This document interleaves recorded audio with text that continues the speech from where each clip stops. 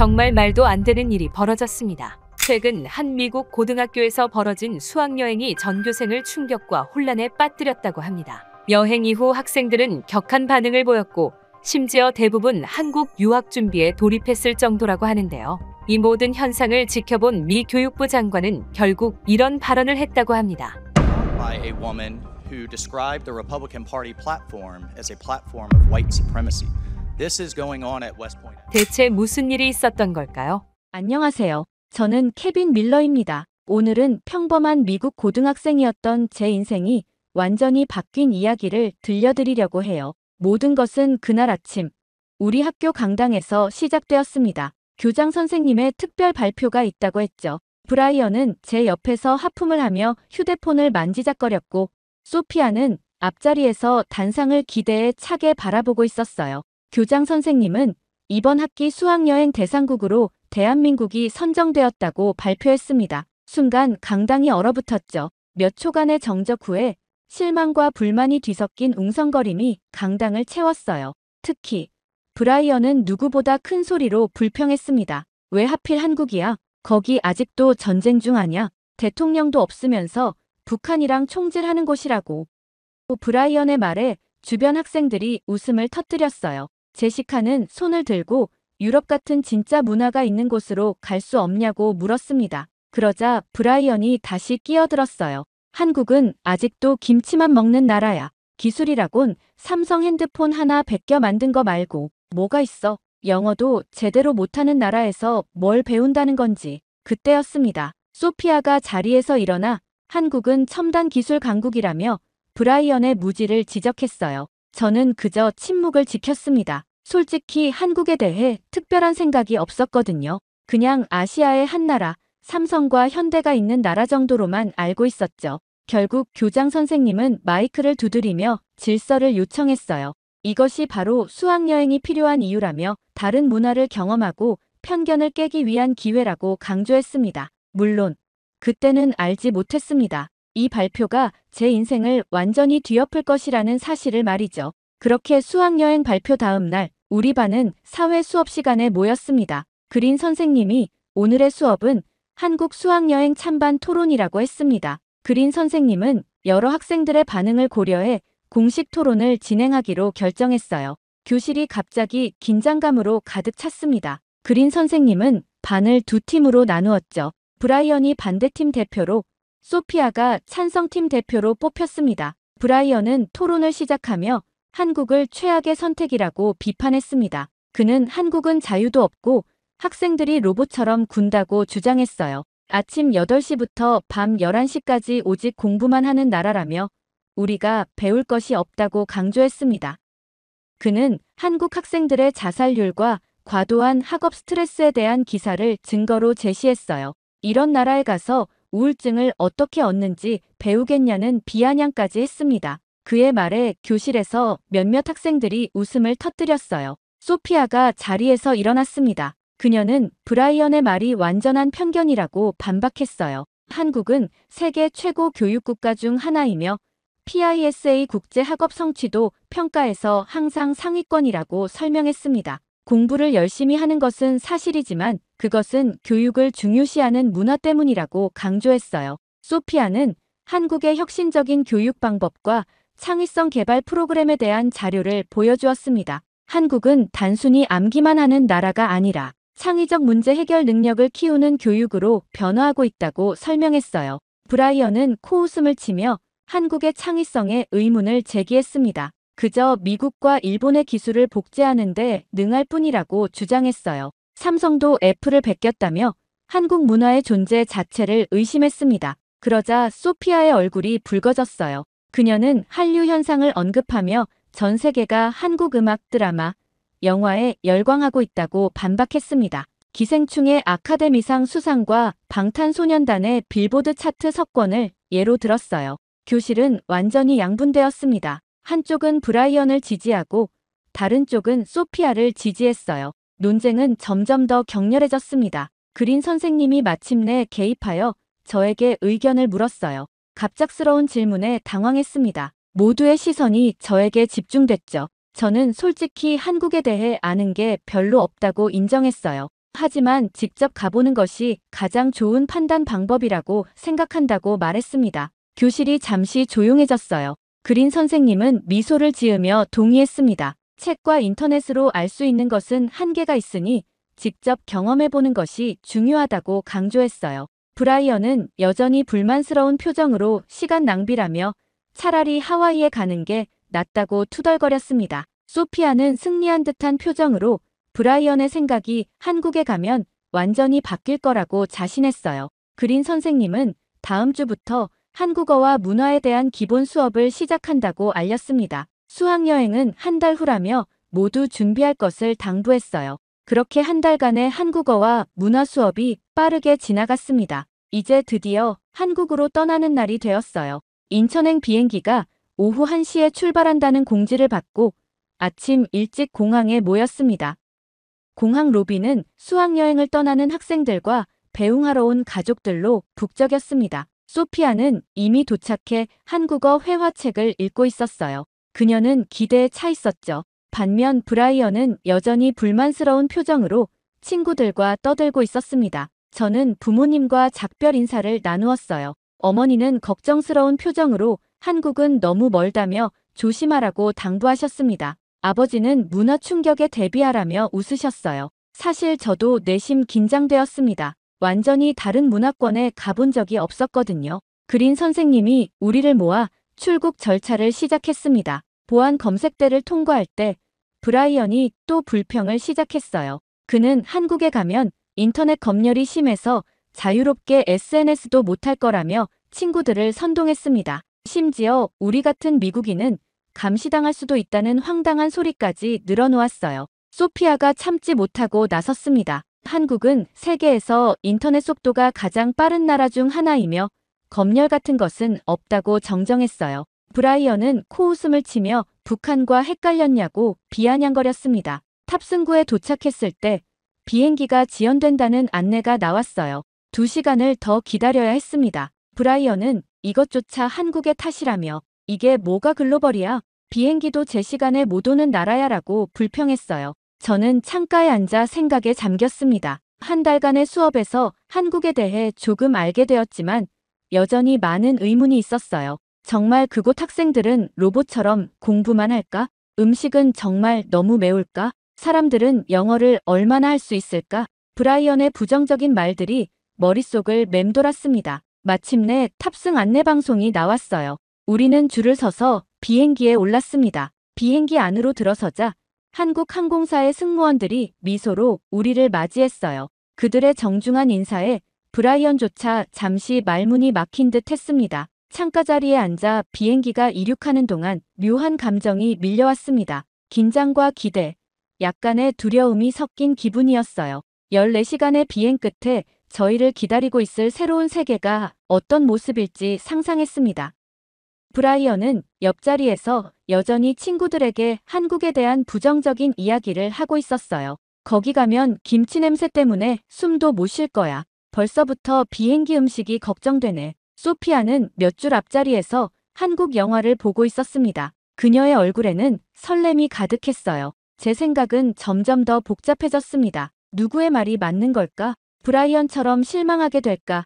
아니면 소피아처럼 새로운 문화에 매료될까? 마침내 14시간의 비행 끝에 인천국제공항에 도착했습니다. 비행기에서 내리자마자 저희를 맞이한 것은 놀라울 정도로 깨끗하고 현대적인 공항이었어요. 천장은 높았고 넓은 공간은 유리와 철골 구조물로 아름답게 디자인되어 있었습니다. 브라이언은 비행기에서 내리며 여전히 투덜거렸어요. 그는 한국이 낙후된 나라일 거라는 편견을 가지고 있었습니다. 하지만 공항의 첫인상은 그의 예상과 달랐던 모양이에요. 잠시 말문이 막힌 듯 했죠. 입국장으로 향하는 길, 자동화된 셔틀 트레인이 우리를 맞이했습니다. 소피아는 흥분했어요. 이거 봐, 완전 미래적이지 않아? 브라이언은 말없이 창밖을 바라보았습니다. 그의 표정이 조금씩 변하고 있었어요. 입국 심사대에 도착하자 더 큰 놀라움이 기다리고 있었습니다. 자동화된 입국 시스템이 여권을 스캔하고 지문과 얼굴 인식을 통해 빠르게 입국 절차를 진행했어요. 미국에서는 1시간 이상 기다려야 할 절차가 불과 몇 분 만에 끝났습니다. 이게 말이 돼?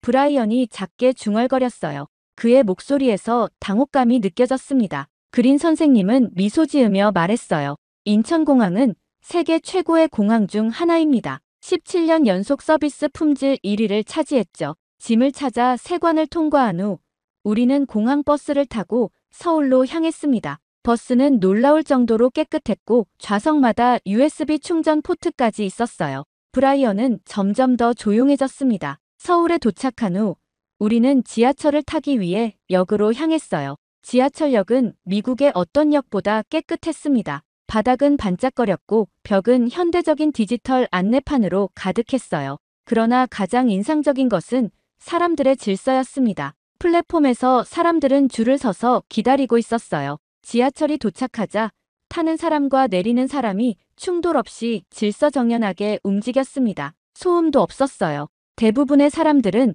스마트폰을 보거나 조용히 앉아 있었습니다. 브라이언이 갑자기 소리쳤어요. 왜 아무도 소리 안 질러? 지하철이 조용하다고. 뉴욕에선 상상도 못할 일인데. 그의 큰 목소리에 몇몇 한국인들이 놀란 표정으로 쳐다보았습니다. 저는 창피함에 얼굴이 붉어졌어요. 교통카드를 받아 지하철 요금을 지불하는 과정도 놀라웠습니다. 전자결제 시스템이 완벽하게 작동했고 환승도 복잡하지 않았어요. 열차는 정확히 시간표대로 도착했고 안내방송은 한국어와 영어로 나왔습니다. 지하철에서 내려 호텔로 향하는 길, 저는 생각에 잠겼어요. 이건 뭔가 다르다는 느낌이 들었습니다. 브라이언이 말했던 한국의 모습과 지금 제가 경험하는 현실 사이에는 큰 차이가 있었죠.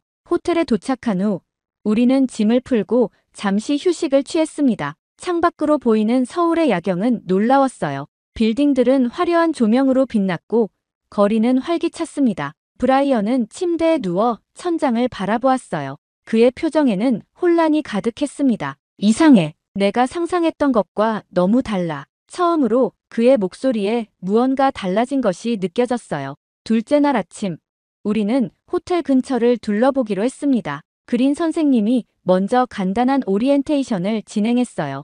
오늘은 현지 문화와 거리 풍경을 경험하는 날이라고 했습니다. 호텔을 나서자마자 제 눈에 들어온 것은 믿기 힘들 정도로 깨끗한 거리였어요. 쓰레기 하나 없이 정돈된 보도블록과 반짝이는 가로등이 인상적이었습니다. 미국의 대도시와는 완전히 다른 풍경이었죠. 브라이언도 주변을 둘러보며 의외라는 표정을 지었어요. 이상하네. 왜 쓰레기통이 보이지 않지?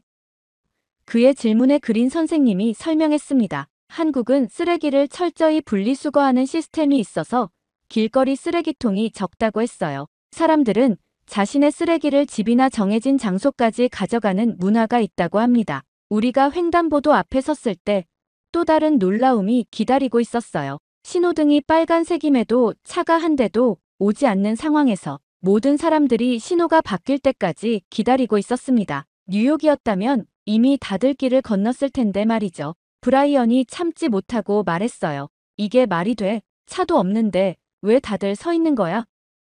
그는 건너려 했지만 한국인들의 시선이 느껴져서인지 결국 신호를 기다렸습니다. 소피아는 미소를 지으며 공공질서를 존중하는 문화야. 좋지 않아?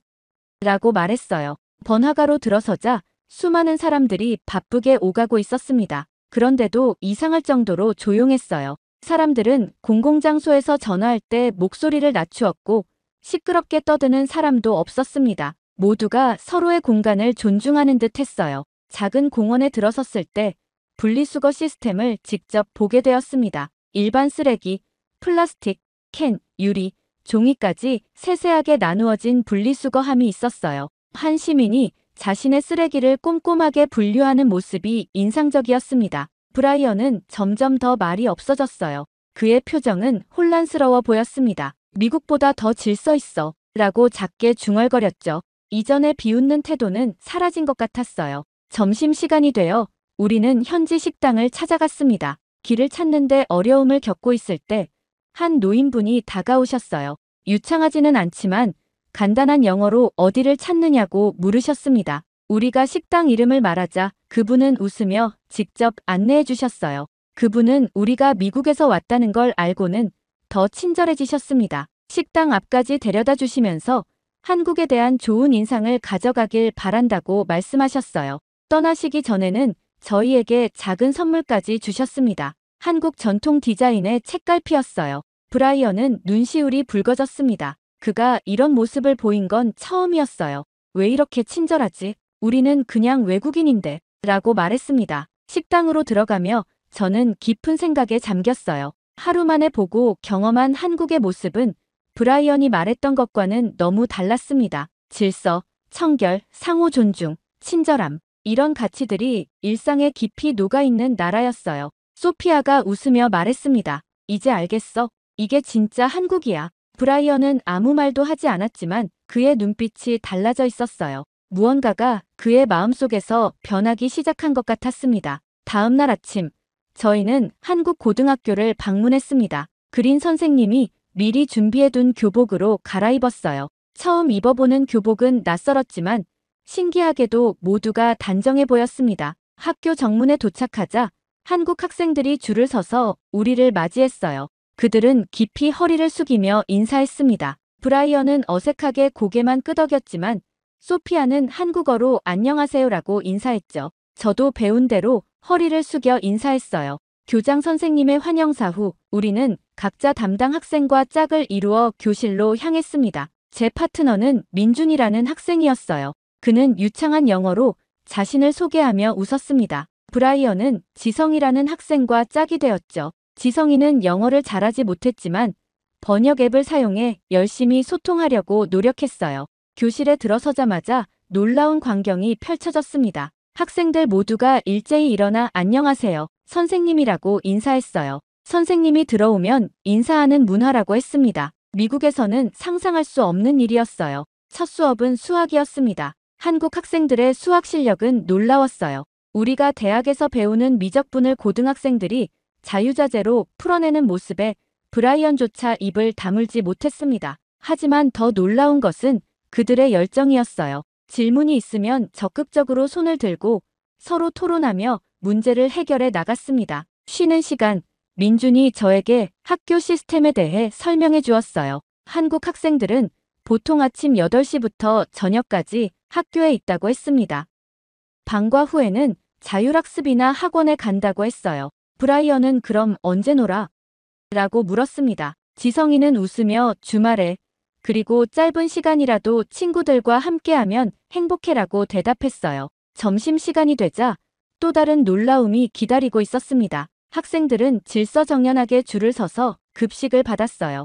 급식은 다양한 반찬과 국, 밥으로 구성되어 있었습니다. 브라이언은 김치를 보고 망설였지만 용기를 내어 한 입 먹어보더니 의외로 맛있다며 놀라워했어요. 더 놀라운 것은 학생들이 자신의 식판을 직접 정리하는 모습이었습니다. 음식물 쓰레기, 일반 쓰레기, 재활용품까지 분류하여 버리고 식판을 깨끗이 정리했어요. 미국에서는 대부분 누군가가 치워주기를 기대하는데 여기서는 모두가 자신의 책임을 다했습니다. 오후에는 팀 프로젝트 활동이 있었어요. 한국 학생들과 미국 학생들이 섞여 4인 1조로 팀을 이루었습니다. 주제는 양국의 청소년 문화 비교였어요. 처음에는 언어 장벽 때문에 어색했지만 점차 몸짓과 간단한 영어, 번역 앱을 활용해 소통했습니다. 브라이언이 속한 팀은 음악과 엔터테인먼트를 주제로 삼았어요. 처음으로 브라이언의 얼굴에 진짜 웃음이 번졌습니다. 지성이가 K-팝 댄스를 가르쳐주자 브라이언도 미국 힙합을 선보였어요.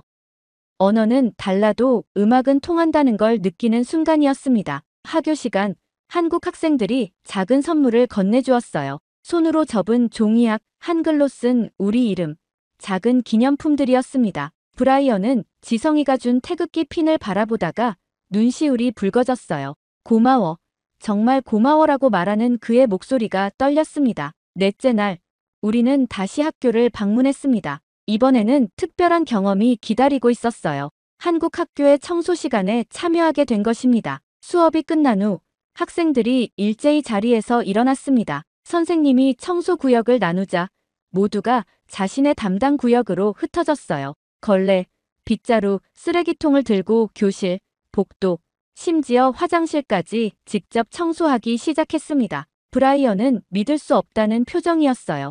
학교에 청소부가 없어? 라고 물었습니다. 민준이가 웃으며 대답했죠. 물론 있지만 우리가 사용하는 공간은 우리가 책임져야 해. 저는 복도 청소팀에 합류했습니다. 처음에는 어색했지만 함께 일하는 기분이 이상하게 좋았어요. 소피아는 교실 창문을 닦으며 즐거워 보였습니다. 놀랍게도 브라이언도 점차 열심히 참여하기 시작했어요. 화장실 청소를 하던 한 학생이 말했습니다. 청소는 단순히 더러움을 치우는 것이 아니에요. 공동체를 위한 책임감을 배우는 과정이죠. 그 말이 제 마음에 깊이 와닿았습니다. 청소가 끝난 후 우리는 학교 옥상에 모였어요. 민준이가 설명했습니다. 우리나라가 빠르게 발전할 수 있었던 것은 바로 이런 공동체 정신 때문이에요. 함께 고난을 이겨내고 서로를 배려하는 문화가 있었기 때문이죠. 브라이언의 표정이 진지해졌어요. 이런 문화가 있었기에 한국이 발전한 거야라고 그가 중얼거렸습니다. 더 이상 비웃음이나 무시하는 태도는 찾아볼 수 없었어요. 학교를 나서면서 저는 깊은 생각에 잠겼습니다. 청소는 단지 정리가 아니라 마음을 다스리는 훈련이었어요. 책임감, 협동심, 공동체 의식을 배우는 과정이었습니다. 그날 저녁 호텔 로비에서 브라이언이 조용히 말했어요. 내가 틀렸어. 한국은 내가 생각했던 것과 완전히 달라. 그의 눈에는 깨달음이 빛나고 있었습니다. 그렇게 한국에서의 10일이 눈 깜짝할 사이에 지나갔습니다. 인천공항에서 출국 절차를 밟는 동안 우리 모두는 묘한 침묵에 잠겼어요. 아무도 떠나고 싶지 않았습니다. 비행기 안, 브라이언은 창밖을 바라보며 생각에 잠겼어요. 케빈, 내가 완전히 틀렸어. 한국은 사람을 키우는 나라였어. 그의 목소리에는 후회와 존경이 섞여 있었습니다. 한국에 대한 그의 편견은 완전히 바뀌었어요. 미국으로 돌아온 후 첫 등교일, 학교는 달라 보이지 않았지만 우리는 달라져 있었습니다. 복도에서 무심코 버려진 쓰레기를 보며 저는 자연스럽게 몸을 숙여 주었어요. 브라이언도 같은 행동을 했습니다. 우리는 서로를 바라보며 미소 지었죠. 점심시간, 카페테리아에서 브라이언은 놀라운 발표를 했어요. 그가 학생회에 지원해 학교 환경 개선 프로젝트를 시작하겠다는 것이었습니다. 한국에서 배운 공동체 의식을 우리 학교에도 도입하고 싶어. 소피아는 더 적극적이었어요. 그녀는 한국에 대한 다큐멘터리를 제작하기 시작했습니다. 한국의 학교 시스템, 공공질서,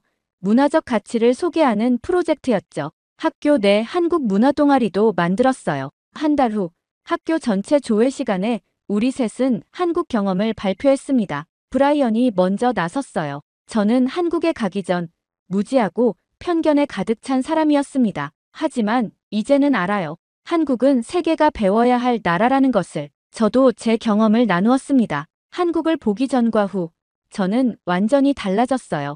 공동체를 생각하는 방식, 타인을 존중하는 태도, 미래를 준비하는 자세까지 모든 것이 변했습니다. 발표가 끝난 후 놀랍게도 많은 학생들이 한국에 관심을 보이기 시작했어요. 내년 수학여행 희망지 투표에서 한국이 1위를 차지했다는 소식이 전해졌습니다. 그날 밤 창가에 앉아 한국에서 찍은 사진들을 다시 보았어요. 깨끗한 거리, 질서 정연한 지하철, 웃는 얼굴의 학생들, 그리고 우리를 도와주셨던 노인분의 모습까지. 이 모든 기억이 제 마음속에 새로운 가치를 심어주었습니다. 이제는 전 세계가 배우고 싶어하는 나라, 바로 대한민국입니다. 그리고 저는 그 나라에서 배운 삶의 태도를 평생 간직할 것이에요. 정말 말도 안 되는 일이 일어났습니다. 최근 뉴욕주 기록 보관소에서 발견된 한 문서로 인해 미국이 발칵 뒤집혔다고 합니다. 그 안에는 미국이 70년 넘게 숨겨온 충격적인 진실이 담겨 있었다고 하는데요.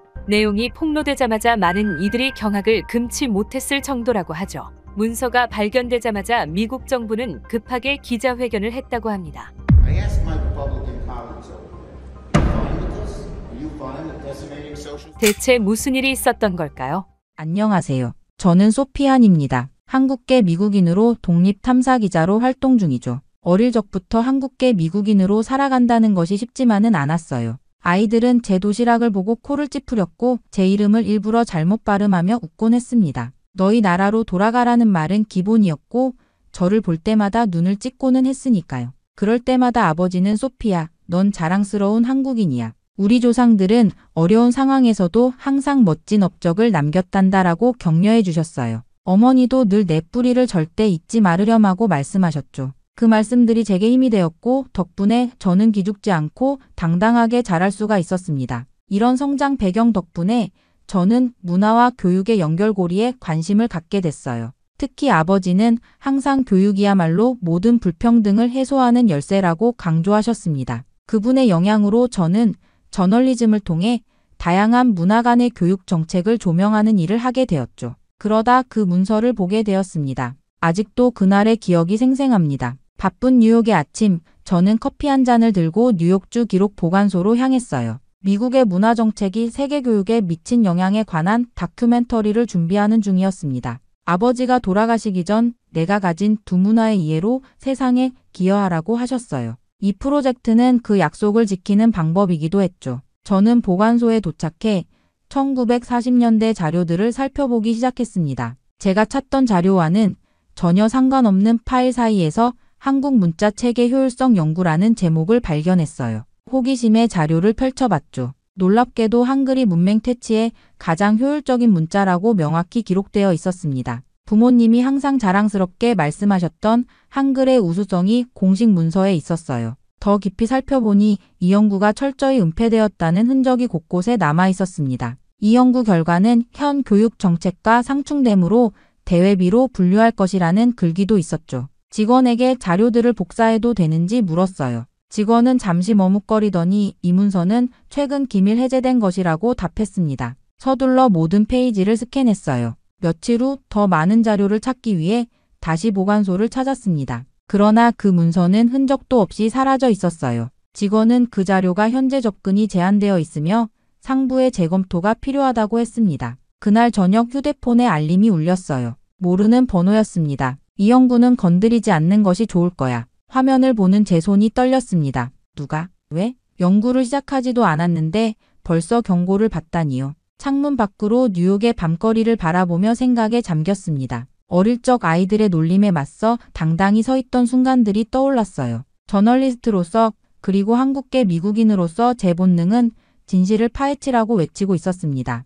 그 순간 제 핏줄에 흐르는 한국인의 피가 저에게 속삭였죠. 이건 단순한 기사거리가 아니라 제 정체성과도 연결된 문제라고요. 위협에도 불구하고 한글의 비밀과 그것을 숨기려는 세력의 진실 모두 밝혀내고 말겠다고 다짐했습니다. 그렇게 다음날 아침 일찍 뉴욕대학교로 향했습니다. 한국학 전문가 박지훈 교수를 만나기 위해서였어요. 박 교수는 미국 내 한국학 분야에서 높은 평가를 받고 있는 학자였고 특히 한글과 한국 문자 체계에 관한 연구로 유명했습니다. 박 교수의 연구실 문을 두드리자 부드러운 목소리가 들려왔어요. 들어오세요. 문을 열고 들어가니 서가에 가득 꽂힌 책들 사이에서 단정한 모습의 여성이 저를 맞이했습니다. 저는 자신을 소개하고 보관소에서 발견한 문서에 대해 설명했어요. 미군정 시절 한글 연구 보고서라고요?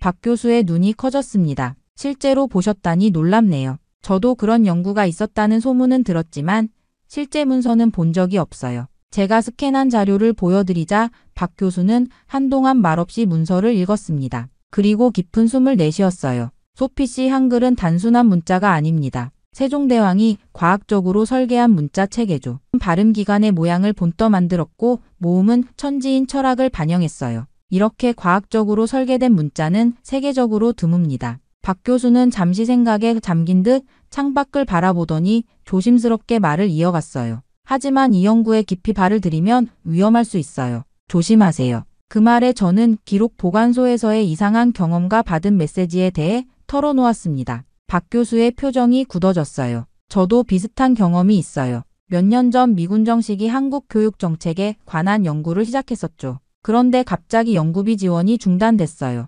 공식적인 이유는 예산 삭감이었지만 다른 연구들은 모두 정상적으로 진행됐습니다. 박 교수는 책상 서랍에서 오래된 신문 기사를 꺼내 보여주었어요. 2018년 시카고 대학의 김 교수가 비슷한 연구를 하다가 돌연 사임했어요. 공식적으로는 개인 사정이라고 했지만 학계에서는 다들 의문을 품었죠. 제 등줄기로 한기가 느껴졌습니다. 무언가 큰 세력이 이 연구를 막고 있다는 사실이 점점 명확해지고 있었어요. 왜 이런 연구를 막으려는 걸까요?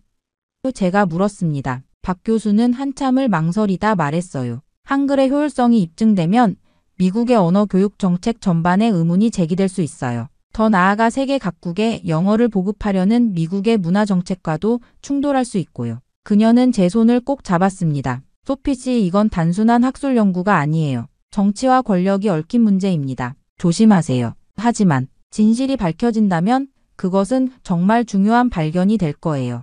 연구실을 나오며 저는 결심했습니다. 위험하더라도 이 이야기의 끝을 보겠다고요. 다음 단계로 저는 미군정 시절 교육부에서 일했던 생존자들을 찾아보기로 했습니다. 미군정 시절 교육부에서 일했던 생존자들을 찾는 것은 쉽지 않았습니다. 인터넷 검색, 도서관 자료, 심지어 국가기록원까지 뒤졌지만 관련 자료는 대부분 사라진 상태였어요. 마치 누군가가 의도적으로 모든 흔적을 지운 것 같았습니다. 좌절감이 밀려오던 차에 예상치 못한 도움이 찾아왔습니다. 지인의 소개로 만난 한국전 참전퇴역 군인 스미스 씨가 중요한 정보를 알려주었어요. 내 전우 중 한 명이 미군정 교육부와 연결되어 있었어. 그를 통해 당시 프로젝트에 참여했던 비서를 알 수 있을 거야. 그렇게 저는 플로리다 마이애미의 조용한 은퇴자 마을에서 82세의 마거릿 스펜서를 만나게 되었습니다. 현관문을 열어주신 마거릿은 나이에 비해 또렷한 눈빛을 가진 분이었어요. 한국 문자 연구에 대해 알고 싶다고요? 마거릿의 목소리에는 놀라움이 묻어났습니다. 75년이 넘는 세월 동안 아무도 그것에 대해 묻지 않았는데 말이에요. 따뜻한 차를 마시며 마거릿은 1947년 자신이 미군정 연구 프로젝트의 문서 작성자로 일했던 시절을 회상했습니다. 그 프로젝트는 한국의 문맹률을 낮추기 위한 최적의 교육 방법을 연구하는 것이었어요. 처음에는 영어 교육이 중심이었지만 연구가 진행될수록 한글의 효율성이 명확히 드러났죠. 마거릿의 기억은 놀라울 정도로 선명했습니다. 한글을 배운 학생들은 불과 몇 주 만에 기본적인 읽기를 마스터했어요. 같은 기간 영어를 배운 학생들은 절반도 따라가지 못했죠. 수치로 보면 한글의 학습 효율성이 최소 3배 이상 높았어요. 왜 이 연구 결과가 공개되지 않았나요?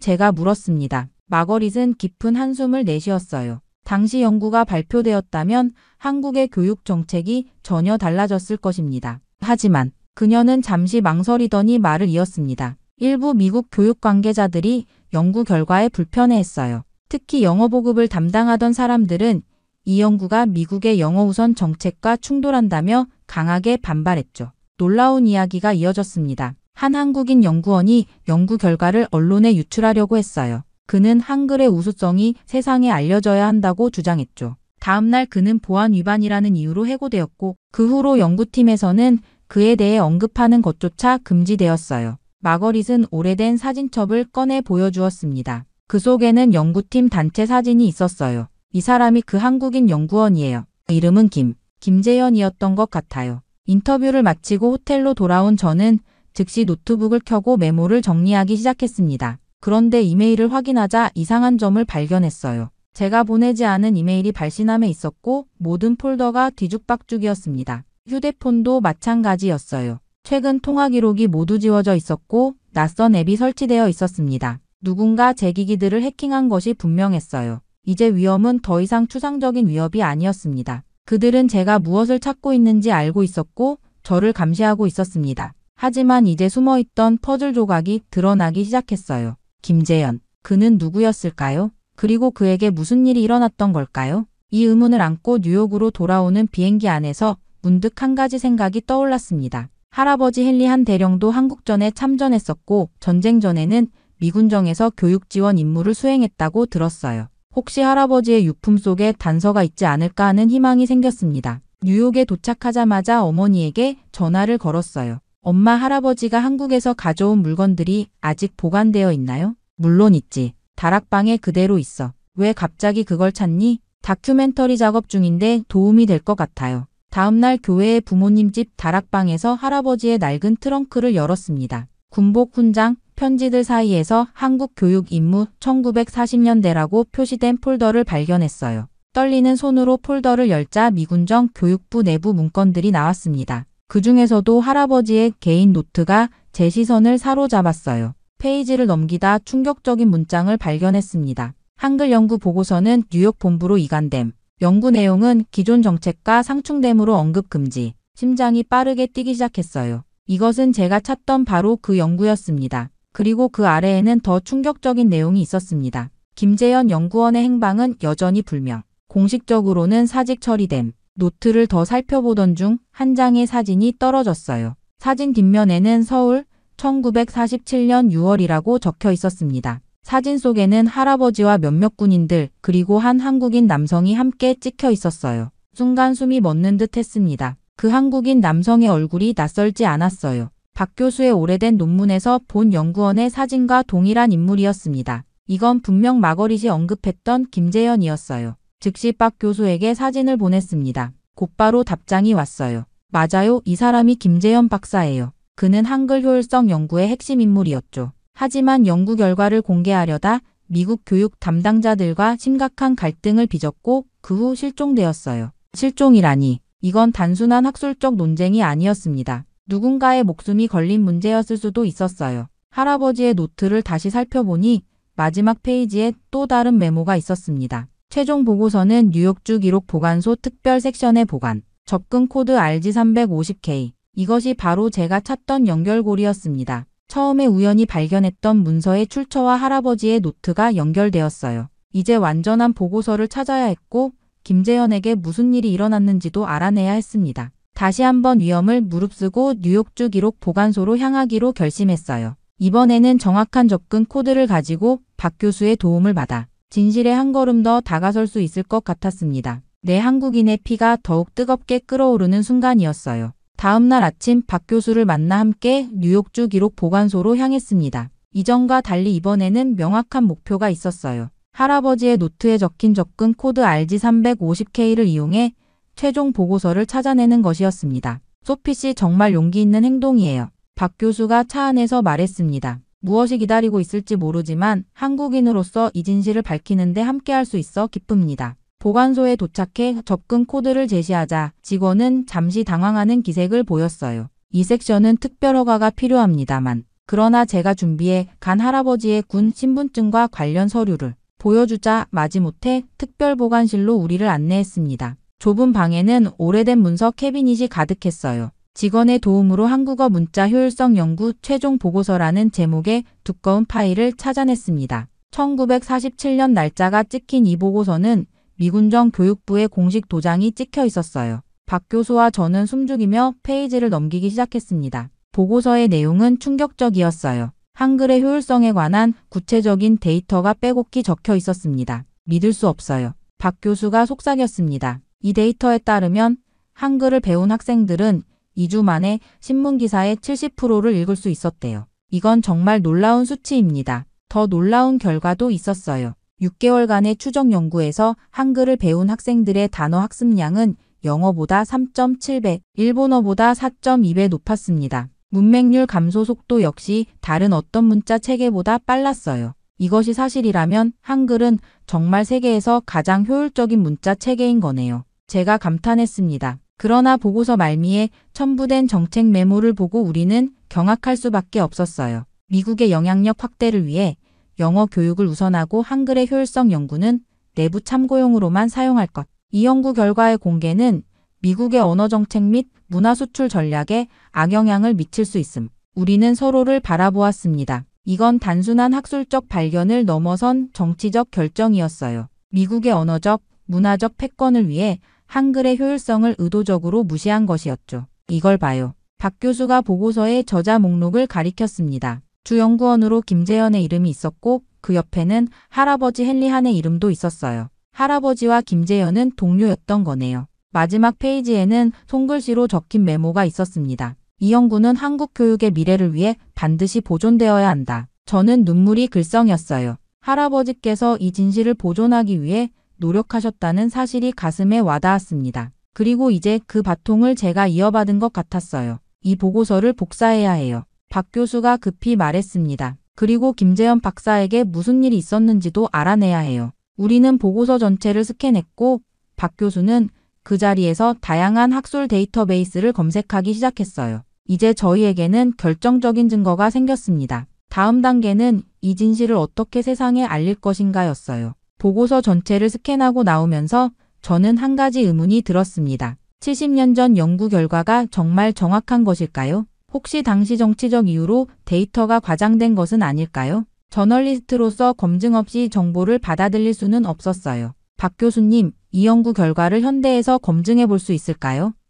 제가 물었습니다. 박 교수는 잠시 생각하더니 답했어요. 재미있는 생각이네요. 제 수업을 듣는 학생들 중에서 자원자를 모아볼 수 있겠어요. 일주일 후 우리는 20명의 대학생으로 실험 그룹을 구성했습니다.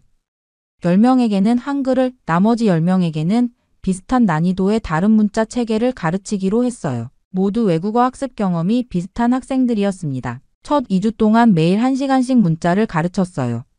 그리고 간단한 신문기사 해독 테스트를 실시했습니다. 결과는 충격적이었어요. 한글을 배운 학생들은 평균적으로 제시된 기사의 68%를 읽을 수 있었던 반면 다른 문자를 배운 학생들은 평균 23%에 그쳤습니다. 이건 미군정 보고서의 결과와 거의 일치해요. 박 교수가 흥분했습니다. 70년이 지났는데도 결과가 동일하다는 건 그 연구가 정말 과학적으로 진행되었다는 증거예요. 실험 참가자들도 한글의 효율성에 놀라워했어요. 한 학생은 자신의 인스타그램에 2주 만에 한글로 신문을 읽게 됐다니 믿기지 않아. 해시태그 한글 효율성, 해시태그 언어혁명 같은 내용을 올렸고 이 게시물은 빠르게 공유되기 시작했습니다. 저는 이 결과를 담은 예비보고서를 작성해 몇몇 미디어 관계자에게 보냈어요. 한 온라인 교육 매체가 관심을 보였고 인터뷰까지 진행했습니다. 이제 진실이 세상에 알려지기 시작한 것 같았어요. 그러나 다음날 아침 모든 것이 달라졌습니다. 실험에 참여했던 학생의 게시물이 삭제됐다는 연락을 받았어요. 갑자기 내 계정에 접속할 수 없었고 복구했을 때는 그 게시물만 사라져 있었어. 더 충격적인 일은 이어졌습니다. 제 이메일로 익명의 메시지가 도착했어요. 이제 그만두는 것이 좋을 것이다. 당신의 미래를 위해서. 처음에는 장난이라고 생각했어요. 하지만 그날 저녁 아파트로 돌아오는 길에 검은 세단이 계속 저를 따라오는 것을 느꼈습니다. 불안한 마음에 건물 보안 담당자에게 연락했고 다음날 CCTV를 확인했을 때 정말 한 차량이 제가 걸어오는 내내 천천히 따라오는 모습이 포착되어 있었어요. 공포감이 밀려왔습니다. 누군가 저를 감시하고 있었고 제가 하는 모든 일을 알고 있었어요. 아마도 제 전화나 이메일도 도청되고 있을지 모른다는 생각이 들었습니다. 박 교수에게 상황을 알리자 그녀는 매우 걱정했어요. 소피 씨, 이건 농담이 아니에요. 예전에 비슷한 연구를 하던 학자들도 이런 협박을 받았대요. 조심해야 해요. 이후 진실은 반드시 세상에 알려져야 한다는 굳은 의지로 저는 다음날 아침 일찍 일어나 보고서 작성을 계속했습니다. 창문 밖으로 보이는 뉴욕의 아침 풍경은 평화로워 보였지만 제 마음은 여전히 불안했어요. 누가 저를 감시하고 있는지, 그들이 어디까지 갈 준비가 되어 있는지 알 수 없었거든요. 집 앞 카페에서 커피를 마시고 돌아오는데 낯선 남자가 제 아파트 입구에 서 있는 것이 보였습니다. 깔끔한 정장 차림에 그 남자는 마치 저를 기다리고 있는 듯 했어요. 소피안 씨? 그가 제게 다가왔습니다. 저는 국무부 문서 담당관 에드워드 밀러입니다. 그는 공식 신분증을 보여주며 말을 이었어요. 소피 씨, 당신이 소지하고 있는 미군정 문서들은 즉시 반납되어야 합니다. 그 문서들은 여전히 국가안보와 관련된 기밀 사항을 포함하고 있습니다. 순간 등줄기로 한기가 느껴졌어요. 어떻게 그들이 제가 어떤 문서를 가지고 있는지 알 수 있었을까요? 무슨 말씀이신지 모르겠네요. 제가 무심한 척 대답했습니다. 밀러의 표정이 딱딱하게 굳었어요. 한씨, 우리는 당신이 기록 보관소에서 열람한 모든 문서를 알고 있습니다. 또한 당신이 할아버지의 문서를 통해 접근 코드를 획득했다는 것도요. 이 문제는 단순한 역사적 호기심 이상의 국가안보 문제입니다. 그는 목소리를 낮추며 덧붙였어요. 이 문제를 계속 파헤친다면 기자로서의 커리어가 끝날 수도 있습니다. 정부는 다양한 방법으로 불필요한 관심을 제한할 수 있어요. 저는 그의 말에 충격을 받았지만 최대한 침착함을 유지하려 노력했습니다. 그렇다면 왜 70년 전 언어 연구가 국가안보 문제인지 설명해 주시겠어요? 밀러는 대답 대신 명함을 건네며 말했어요. 48시간 내에 모든 문서를 이 주소로 반납하세요. 당신의 협조가 미래를 결정할 겁니다. 그가 떠난 후 집에 들어가려는데 휴대폰에 은행의 알림이 왔습니다. 계좌가 동결되었다는 내용이었어요. 심장이 쿵쾅거렸습니다. 즉시 은행에 전화했지만 정부 요청에 따른 일시적 조치라는 답변만 들을 수 있었어요. 더 충격적인 일은 그날 오후에 일어났습니다. 제가 작업 중이던 독립 언론사에서 메일이 왔어요. 당신과의 협력을 중단해야겠습니다. 최근 상황을 고려할 때 이것이 최선의 결정이라 생각합니다. 그날 밤 늦게 귀가했을 때 아파트 문이 살짝 열려 있는 것을 발견했습니다. 조심스럽게 안으로 들어가니 집안은 괴한이 침입한 흔적이 역력했어요. 서랍은 뒤집혀 있었고 노트북은 사라졌습니다. 침대 위에는 종이 한 장이 놓여 있었어요. 이제 그만둬라. 공포에 떨면서도 가장 먼저 확인한 것은 비밀 장소에 숨겨둔 USB였습니다. 다행히 그곳은 발견되지 않았어요. 모든 중요 문서는 그 USB와 온라인 클라우드에 백업해둔 상태였습니다. 불안한 마음에 박 교수에게 전화를 걸었지만 연결되지 않았어요. 문자를 보냈자 잠시 후 짧은 답장이 왔습니다. 그들이 날 감시하고 있어. 당분간 연락하지 마. 그날 밤 저는 창가에 서서 어두운 거리를 바라보았습니다. 이제 저는 완전히 고립되었어요. 계좌는 동결되고 일자리는 잃었으며 동료는 연락이 두절됐습니다. 하지만 진실은 제 손안에 있었고 이대로 물러설 수는 없었습니다. 다음 날 아침 저는 일찍 일어나 보고서 작성을 계속했습니다. 창문 밖으로 보이는 뉴욕의 아침 풍경은 평화로워 보였지만 제 마음은 여전히 불안했어요. 누가 저를 감시하고 있는지, 그들이 어디까지 갈 준비가 되어 있는지 알 수 없었거든요. 집 앞 카페에서 커피를 마시고 돌아오는데 낯선 남자가 제 아파트 입구에 서 있는 것이 보였습니다. 깔끔한 정장 차림의 그 남자는 마치 저를 기다리고 있는 듯 했어요. 소피안 씨?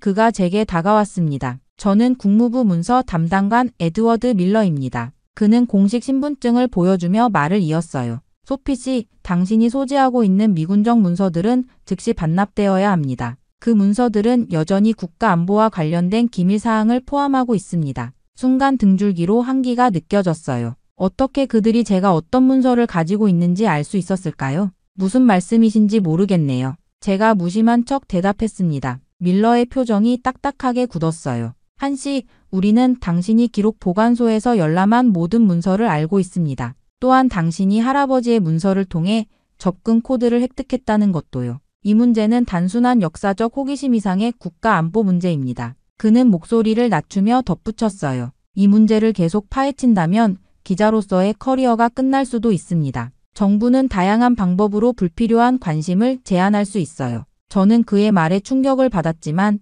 최대한 침착함을 유지하려 노력했습니다. 그렇다면 왜 70년 전 언어 연구가 국가 안보 문제인지 설명해 주시겠어요? 밀러는 대답 대신 명함을 건네며 말했어요. 48시간 내에 모든 문서를 이 주소로 반납하세요. 당신의 협조가 미래를 결정할 겁니다. 그가 떠난 후 집에 들어가려는데 휴대폰에 은행의 알림이 왔습니다. 계좌가 동결되었다는 내용이었어요. 심장이 쿵쾅거렸습니다. 즉시 은행에 전화했지만 정부 요청에 따른 일시적 조치라는 답변만 들을 수 있었어요. 더 충격적인 일은 그날 오후에 일어났습니다. 제가 작업 중이던 독립 언론사에서 메일이 왔어요. 당신과의 협력을 중단해야겠습니다. 최근 상황을 고려할 때 이것이 최선의 결정이라 생각합니다. 그날 밤 늦게 귀가했을 때 아파트 문이 살짝 열려 있는 것을 발견했습니다. 조심스럽게 안으로 들어가니 집안은 괴한이 침입한 흔적이 역력했어요. 서랍은 뒤집혀 있었고 노트북은 사라졌습니다. 침대 위에는 종이 한 장이 놓여 있었어요.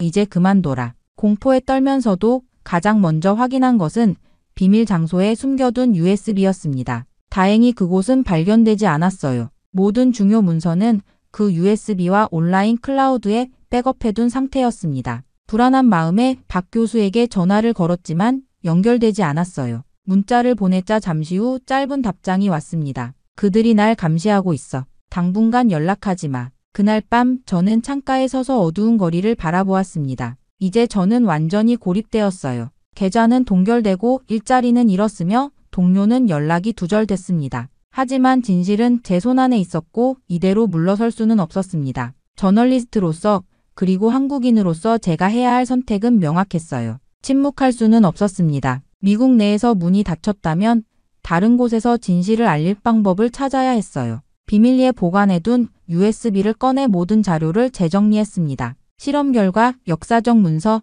인터뷰 내용까지 포함한 완전한 보고서를 작성했어요. 미국의 주류 언론은 이 주제를 다루길 꺼려했지만 제가 한국 언론사 몇 곳에 보고서를 보냈자 반응은 놀라웠습니다. 한글의 효율성, 70년간 은폐된 미군정 연구 발견이라는 제목의 기사가 한국의 주요 일간지 1면을 장식했어요. 소셜미디어에서는 관련 내용이 폭발적으로 공유됐고 학술계에서도 큰 관심을 보였습니다. 일주일 후 서울대학교로부터 예상치 못한 이메일을 받았어요. 한글 효율성 연구에 관한 특별 강연을 해주시겠습니까? 한국어학과에서 보낸 공식 초청장이었습니다. 위협과 압박에 지친 상황에서 이것은 새로운 희망의 빛처럼 느껴졌어요. 저는 즉시 수락했고 다음 달 서울로 떠나기로 결정했습니다. 미국을 떠나는 것이 당분간은 더 안전할 것 같다는 생각도 들었어요. 서울대학교 강당은 예상보다 훨씬 많은 청중으로 가득 찼습니다. 학생, 교수, 언론인들 뿐만 아니라 일반 시민들까지 자리를 메웠어요. 강연에서 저는 발견한 모든 증거와 실험 결과를 공개했습니다. 한글은 단순한 문자가 아닙니다. 과학적으로 설계된 정교한 체계로 그 효율성은 70년 전 미군정 연구에서 이미 입증되었어요. 하지만 이 연구는 미국의 문화적, 언어적 패권 정책과 충돌한다는 이유로 철저히 은폐되었습니다. 청중들의 반응은 열광적이었어요. 질의응답 시간에는 수많은 질문이 쏟아졌고 강연은 예정된 시간을 훨씬 넘겨 진행됐습니다. 강연이 끝나고 사람들이 하나둘 떠난 후 한 노인이 조심스럽게 제게 다가왔어요.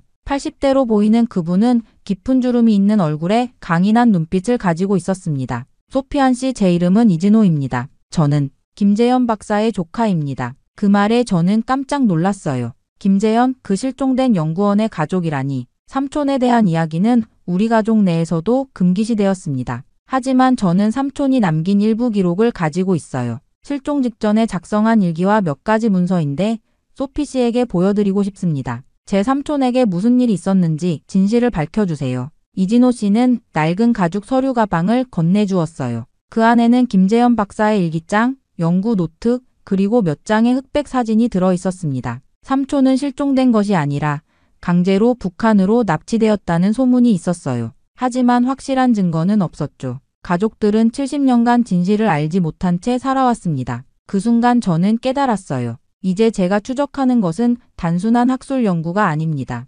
이것은 한 인간의 생명과 관련된 역사적 진실을 밝히는 일이었어요. 김재현 박사는 한글의 효율성을 세상에 알리려다 희생된 것일까요? 서울의 저녁 하늘을 바라보며 저는 이 여정의 끝이 아직 멀었음을 느꼈습니다. 한글의 비밀과 함께 70년 전 실종된 한 학자의 운명까지 밝혀내야 했어요. 어머니와 아버지께서 항상 말씀하셨던 것처럼 한국은 결코 힘이 약한 나라가 아니었습니다. 단지 그 힘과 지혜가 세상에 제대로 알려지지 않았을 뿐이죠. 이제 저는 그 숨겨진 진실을 찾아 끝까지 가겠습니다. 이것은 단순한 학문적 발견이 아니라 우리의 정체성을 되찾는 여정입니다. 한글처럼 과학적이고 명확하게 진실을 밝혀내겠습니다. 정말 믿을 수 없는 일이 벌어졌습니다. 틱톡에 올라온 유명인의 영상으로 인해 중국이 발칵 뒤집혔다고 합니다.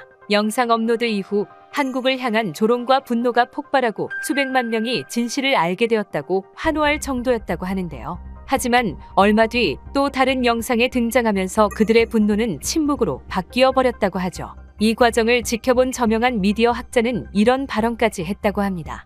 我们要同心协力，一道推动构建人类命运共同体。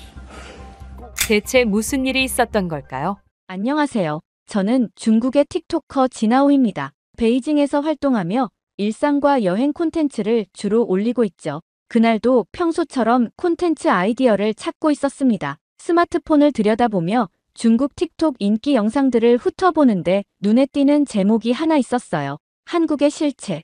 이게 진짜다. 확인해보니 조회수는 이미 800만을 넘어가고 있었죠. 영상을 올린 사람은 웨이보입니다. 중국에서 꽤 유명한 보수적 성향의 틱토커였어요. 그는 자극적인 콘텐츠로 인기를 얻고 있었죠.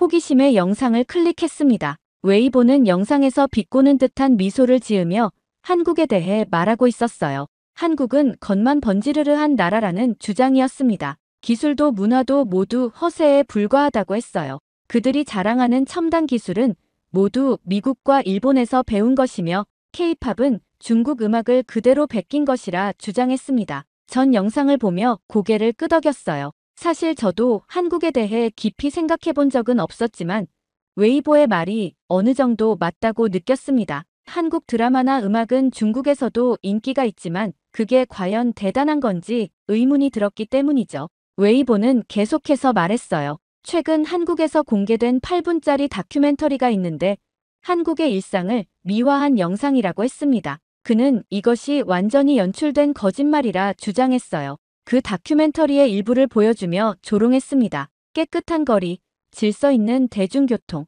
친절한 시민들, 이 모든 것이 카메라 앞에서만 연기하는 것이라 말했어요. 이런 영상 몇 개 보고 한국을 환상적인 나라라고 믿는 사람들이 많은데 현실은 다릅니다. 중국인 여러분, 속지 마세요. 웨이보의 말이 끝나자마자 댓글창은 순식간에 반응으로 가득 찼어요. 역시 웨이보, 진실을 말해주네. 한국은 거품이지. 진짜 강한 나라는 우리 중국이다. 저 다큐는 명백한 선전물이야.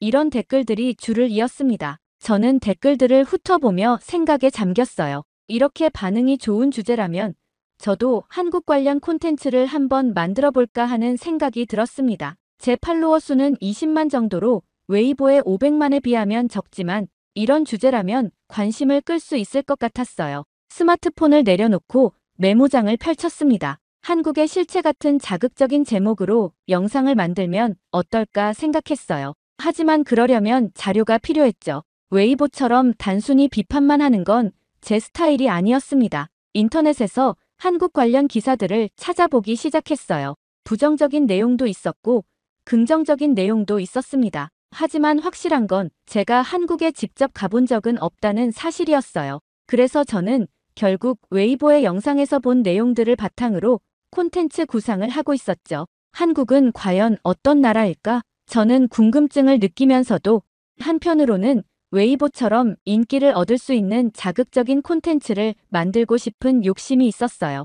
그의 영상은 이미 900만 조회수를 향해 달려가고 있었으니까요. 메모장에 한국의 허세, 번지르르한 외형의 나라, 과대 포장된 문화 같은 키워드를 적어 내려갔습니다. 이런 콘텐츠라면 분명 많은 중국인들의 공감을 얻을 수 있을 터였어요. 그런데 갑자기 휴대폰에 메시지가 왔습니다. 친구 리지에였어요. 저는 그 메시지를 보고 잠시 콘텐츠 구상을 멈췄죠. 리지에가 저녁에 만나자고 제안했습니다. 저는 깊은 생각 없이 만남을 수락했어요. 물론 그 순간까지만 해도 저는 몰랐습니다. 이 만남이 제 인생과 가치관을 완전히 바꿔놓게 될 거란 사실을 말이죠. 그렇게 저는 저녁이 되어 친구 리지에를 만났어요. 우리는 베이징 시내의 한 차이나타운 식당에서 만났습니다. 리지에는 저와 대학 동창으로 현재는 무역회사에서 일하고 있죠. 국제 비즈니스를 담당하는 그는 여러 나라를 출장 다니며 넓은 시야를 가지게 되었습니다.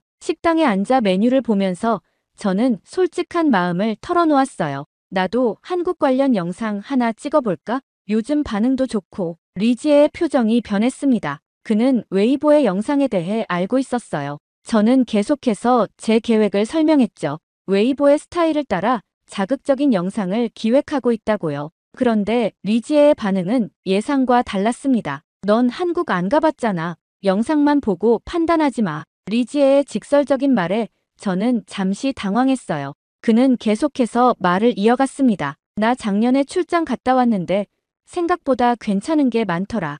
음식이 나오고 우리는 대화를 이어갔어요. 리지에의 이야기를 들으며 저는 점점 혼란스러워졌죠. 한국의 지하철은 매우 깨끗하고 정확했다고 합니다. 거리도 쓰레기 하나 없이 정돈되어 있었고 사람들은 친절했다고요. 특히 디지털 결제 시스템과 공공 서비스의 효율성에 놀랐다고 했어요. 저는 잠시 생각에 잠겼습니다. 웨이보의 영상에서 본 한국과 리지에가 경험한 한국이 같은 나라인지 의문이 들었어요. 정말. 그럼 내가 직접 가보지 뭐. 제 말에 리지에는 놀란 표정을 지었습니다. 그러더니 곧 환하게 웃으며 말했어요. 진짜로. 그게 맞지. 영상보다 실물이 진짜니까. 리지에는 제 표정을 보고 웃었습니다. 그는 직접 보지 않고 판단하는 것은 위험하다고 말했어요. 영상만으로는 한 나라의 진짜 모습을 알 수 없다고 했죠. 그의 말에 저는 고개를 끄덕였습니다. 맞는 말이었어요. 저는 지금까지 다른 사람의 시선으로만 한국을 바라보고 있었습니다.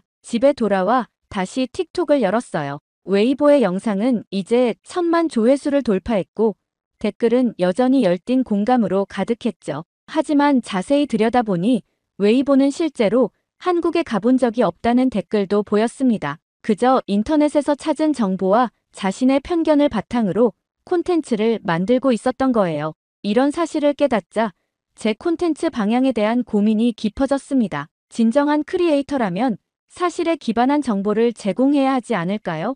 남들의 말만 듣고 판단하는 것은 책임감 있는 태도가 아니라는 생각이 들었어요. 그날 이후 제 콘텐츠에는 확실한 방향이 생겼습니다. 다른 사람의 시선이 아닌 제 눈으로 직접 본 한국을 팔로워들에게 전달할 것이죠. 그것이 진정한 크리에이터의 역할이라고 생각했습니다. 저는 빠르게 여행 준비를 시작했어요. 가장 먼저 한국에 대한 기본 정보를 찾아보았습니다. 인구, 면적, 주요 도시, 역사 등 객관적인 사실들을 공부했죠. 선입견 없이 접근하고 싶었기 때문입니다. 웨이보의 영상도 다시 한번 꼼꼼히 분석했어요. 그가 비판한 부분들이 실제로는 어떤지 직접 확인할 계획을 세웠습니다. 리지에가 추천해준 장소들도 리스트업했어요. 서울의 주요 관광지보다는 일상적인 공간들이 많았습니다. 지하철역, 카페, 공원, 주택가 등 현지인들의 실제 생활을 볼 수 있는 곳들이었죠. 이런 곳들이야말로 한 나라의 진짜 모습을 보여준다고 생각했어요. 여행 계획을 세우면서 제 틱톡 계정에는 계속해서 댓글이 달렸습니다. 팔로워들의 반응은 다양했어요. 일부는 웨이보처럼 한국을 비판적으로 보라고 조언했고 또 다른 이들은 열린 마음으로 접근하라고 말했죠. 특히 눈에 띄는 댓글 몇 개가 있었습니다. 직접 가서 찍어봐. 그러면 믿을게. 그 다큐 영상 진짜 감동이었어. 비교해봐라. 이런 댓글들을 보며 더욱 결심이 굳어졌어요. 리지의 경험담과 팔로워들의 기대가 겹치면서 한국 출장 콘텐츠를 정식으로 결정했습니다. 이제 단순한 호기심을 넘어 하나의 프로젝트가 된 셈이죠. 틱톡에 새로운 영상을 올렸어요. 한국행을 결정했다는 소식과 함께 짧은 인사를 전했습니다. 한국에 가서 진짜 확인하고 돌아오겠습니다. 정말 별거 없는 나라면 제가 까겠습니다. 아니면 솔직히 인정하겠습니다. 영상 반응은 폭발적이었어요. 평소보다 훨씬 많은 조회수와 댓글이 달렸습니다. 웨이보의 팔로워들까지 제 계정으로 몰려오는 것이 느껴졌죠. 그들은 모두 한국의 진실에 관심이 있었어요. 항공권을 예약하고 호텔도 잡았습니다. 짧은 여행이지만 최대한 많은 것을 보고 느끼고 싶었어요.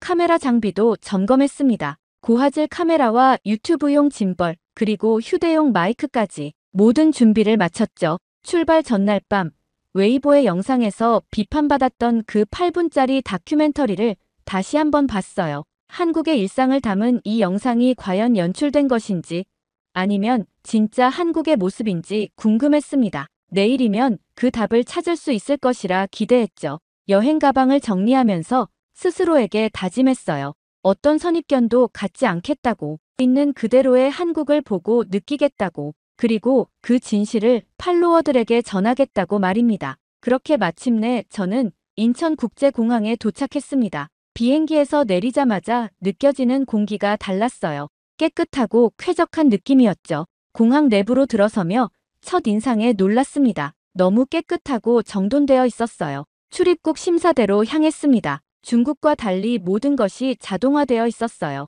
여권을 기계에 넣고 지문을 인식하고 얼굴 스캔을 하는 과정이 매우 빠르고 효율적이었습니다. 담당 직원도 없이 모든 과정이 기계로 이루어졌죠. 이게 공항에서부터 뭔가 다르네. 중국에서도 자동화 시스템이 있지만 이렇게 모든 사람이 자연스럽게 이용하는 모습은 처음 봤어요. 더 놀라운 건 대기줄이었습니다. 모든 사람들이 질서정연하게 자기 차례를 기다리고 있었죠. 새치기나 소란 없이 마치 오래된 습관처럼 자연스러웠어요. 공항에서 서울 시내로 가는 길, 공항철도를 타기로 했습니다. 표를 사는 과정도 간단했어요. 터치스크린으로 목적지를 선택하고 QR코드로 결제하면 끝이었죠. 종이 티켓 없이 QR코드만으로 게이트를 통과할 수 있었습니다. 열차 안은 놀라울 정도로 조용했어요. 사람들은 각자 휴대폰을 보거나 책을 읽거나 그냥 조용히 앉아 있었습니다. 중국의 시끌벅적한 분위기와는 완전히 달랐죠. 창밖으로 보이는 풍경도 정돈되어 있었어요. 무질서하게 늘어선 건물들이 아닌 계획적으로 지어진 도시의 모습이었습니다. 서울역에 도착해 지하철로 갈아탔어요. 지하철 노선도를 보고 또 한 번 놀랐습니다. 복잡해 보이지만 매우 체계적이었죠. 각 노선이 색깔로 구분되어 있고 한글과 영어, 중국어까지 안내되어 있었어요.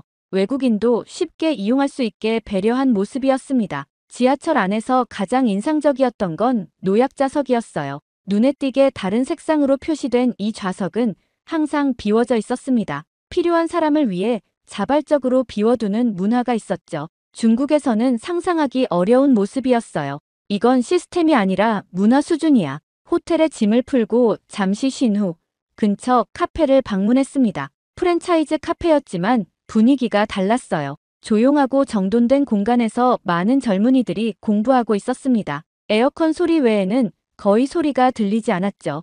음료를 주문하는 과정도 인상적이었어요. 키오스크로 주문하고 결제까지 한 번에 끝났습니다. 종업원과의 대화 없이도 모든 것이 가능했죠. 음료가 나왔다는 알림이 울리면 자신의 음료를 직접 가져가는 시스템이었어요. 카페 한 구석에 앉아 주변을 관찰했습니다. 많은 사람들이 노트북을 펼쳐놓고 일하거나 공부하고 있었어요. 중국 카페의 시끄러운 대화와 웃음소리가 가득한 분위기와는 달랐습니다. 이 조용한 공간 속에서 사람들은 각자의 일에 집중하고 있었죠. 이 분위기, 중국에서는 좀처럼 보기 힘든데 첫날부터 느껴지는 한국의 모습은 웨이보가 묘사한 것과는 완전히 달랐어요. 이것이 카메라를 위한 연출이 아니라 실제 일상이라는 점이 놀라웠습니다. 제가 지금 경험하는 이 모든 것을 어떻게 담아낼지 고민되었죠. 하지만 확실한 건 웨이보의 영상은 한국의 진짜 모습과는 거리가 멀다는 사실이었어요.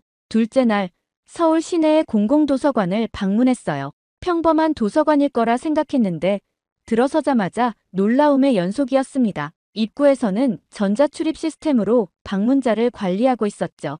회원증을 스캔하거나 모바일 앱으로 체크인하는 방식이었어요. 내부는 더 인상적이었습니다. 책을 찾는 검색 시스템부터 대출, 반납까지 모두 자동화되어 있었어요. 무인 반납기에 책을 넣으면 자동으로 처리되고 그 자리에서 바로 대출 기록이 정리되었죠. 도서관 직원은 소수만 있었고 대부분의 과정이 사용자 스스로 할 수 있게 되어 있었습니다. 이런 도서관, 중국에도 몇 개 없는데 공간 구성도 놀라웠어요. 조용한 독서실, 그룹 스터디룸, 디지털 자료실 등 목적에 맞게 다양한 공간이 마련되어 있었습니다. 무료 와이파이는 기본이고 태블릿까지 대여해주는 서비스도 있었어요. 심지어 휴게 공간에서는 음료도 마실 수 있었죠. 도서관을 나와 거리를 걷다가 초등학교 앞 스쿨존을 지나게 되었습니다. 그곳에서 본 AI 기반 어린이 보호 시스템에 또 한 번 놀랐어요. 카메라가 어린이를 인식하면 자동으로 경고등이 켜지고 주변 차량의 감속을 알리는 시스템이었죠. 한 차량이 스쿨존에 진입하자 자동으로 속도가 줄어드는 모습이 보였습니다. 음성 안내까지 작동되었어요. 어린이 보호구역입니다. 서행하세요. 모든 운전자가 자연스럽게 이를 따르는 모습이 인상적이었죠. 아이들 보호를 이렇게 체계적으로 하다니. 점심을 먹으러 들른 무인 편의점에서도 놀라움은 계속되었어요. 문을 열고 들어가기 위해 QR코드를 스캔했습니다. 편의점 내부에는 직원이 없었죠. 모든 상품에는 RFID 태그가 부착되어 있어 계산대에 올려놓기만 하면 자동으로 인식되었어요. 결제도 간단했습니다. 터치스크린에서 결제 방법을 선택하고 카드를 대거나 QR코드로 모바일 결제를 하면 끝이었죠. 영수증도 필요 없다면 종이를 아끼기 위해 발급하지 않는 옵션도 있었어요. 기술도 기술이지만 이 신뢰가 부럽다. 가장 놀라운 건 이런 무인 시스템을 이용하는 사람들의 태도였습니다. 아무도 감시하지 않는데도 모든 사람이 정직하게 결제하고 나왔어요. 물건을 훔치거나 시스템을 속이려는 사람이 없었죠. 사회적 신뢰가 기술보다 더 중요한 기반이라는 걸 느꼈습니다. 오후에는 작은 공원에 들렀어요. 그곳에서 본 풍경은 기술적인 놀라움과는 또 다른 감동을 주었습니다. 아이들이 놀이터에서 뛰어놀고 노인들이 벤치에 앉아 평화롭게 대화를 나누는 모습이었죠. 세대 간의 조화로운 공존이 느껴졌어요. 한 할아버지가 놀이터에서 넘어진 아이에게 다가가 일으켜 세워주는 모습이 눈에 들어왔습니다. 아이의 부모가 아닌데도 자연스럽게 도움을 주고 아이도 거리낌 없이 그 도움을 받아들이는 모습이 인상적이었어요. 진짜 감동은 이런 일상 속에 있네. 저는 벤치에 앉아 그 평화로운 풍경을 한참 지켜봤습니다. 웨이보의 영상에서 본 한국과는 너무도 다른 모습이었어요.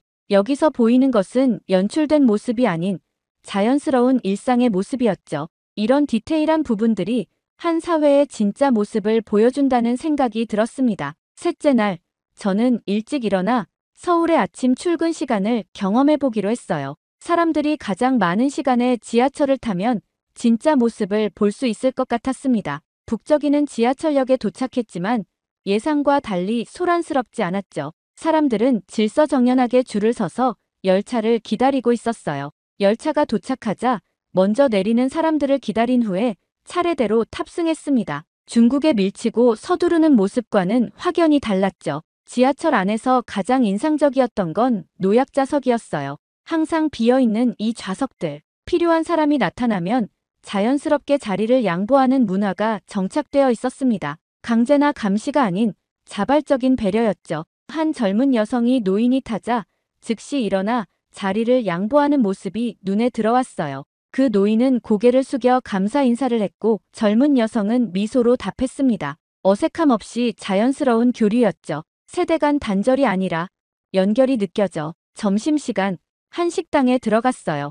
그곳에서도 세대 간 교류가 자연스럽게 이루어지고 있었습니다. 젊은이들이 어르신에게 웃으며 대화를 나누는 모습이 보였죠. 단순한 예의가 아닌 진정한 존중이 느껴졌어요. 식사를 마치고 나와 길을 걷다가 저는 길을 잃고 말았습니다. 지도 앱을 보고 있는데 갑자기 한 고등학생으로 보이는 학생이 다가왔어요. 그는 제가 길을 찾고 있다는 것을 눈치챈 듯 했습니다. 그 학생은 유창한 영어로 저에게 도움을 제안했어요. 제가 중국인이라고 하자 중국어 단어 몇 개를 섞어가며 길을 안내해 주었습니다. 그는 제가 목적지에 제대로 찾아갈 수 있도록 지하철역까지 데려다 주었죠. 이건 그냥 친절이 아니라 교육이 잘 된 사회의 결과야. 그 학생과 헤어진 후 저는 한동안 생각에 잠겼어요. 웨이보가 비판했던 한국의 모습은 어디에도 보이지 않았습니다. 오히려 제가 경험한 한국은 질서와 배려, 효율성이 조화롭게 공존하는 사회였죠. 지하철역에서 우연히 한 노부부를 만났어요. 그들은 지하철 노선도를 보며 어디로 가야 할지 고민하고 있었습니다. 저는 용기를 내어 서툰 영어로 도움을 제안했죠. 그들은 제게 감사하다며 한국어로 뭔가를 알려주려 했어요. 비록 언어는 통하지 않았지만 그 순간 저는 무언가 달라진 것을 느꼈습니다. 제가 한국을 평가하려고 왔던 것인데 이제는 배우고 있다는 느낌이 들었어요.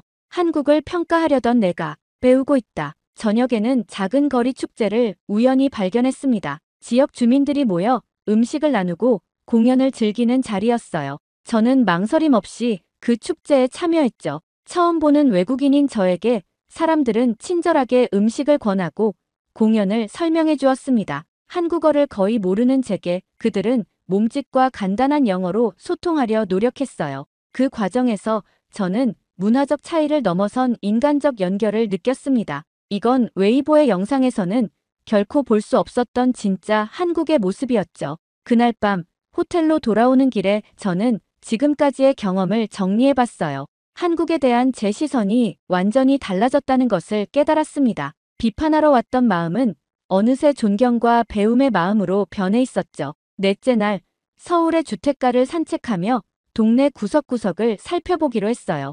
관광지가 아닌 현지인들의 일상이 펼쳐지는 곳에서 진짜 한국을 볼 수 있을 것 같았습니다. 좁은 골목길을 걷다가 한 안내문이 눈에 들어왔죠. 무료 건강검진 안내. 공공보건소에서 실시하는 건강검진 안내문이었어요. 놀라운 건 외국인도 이용 가능하다는 내용이었습니다.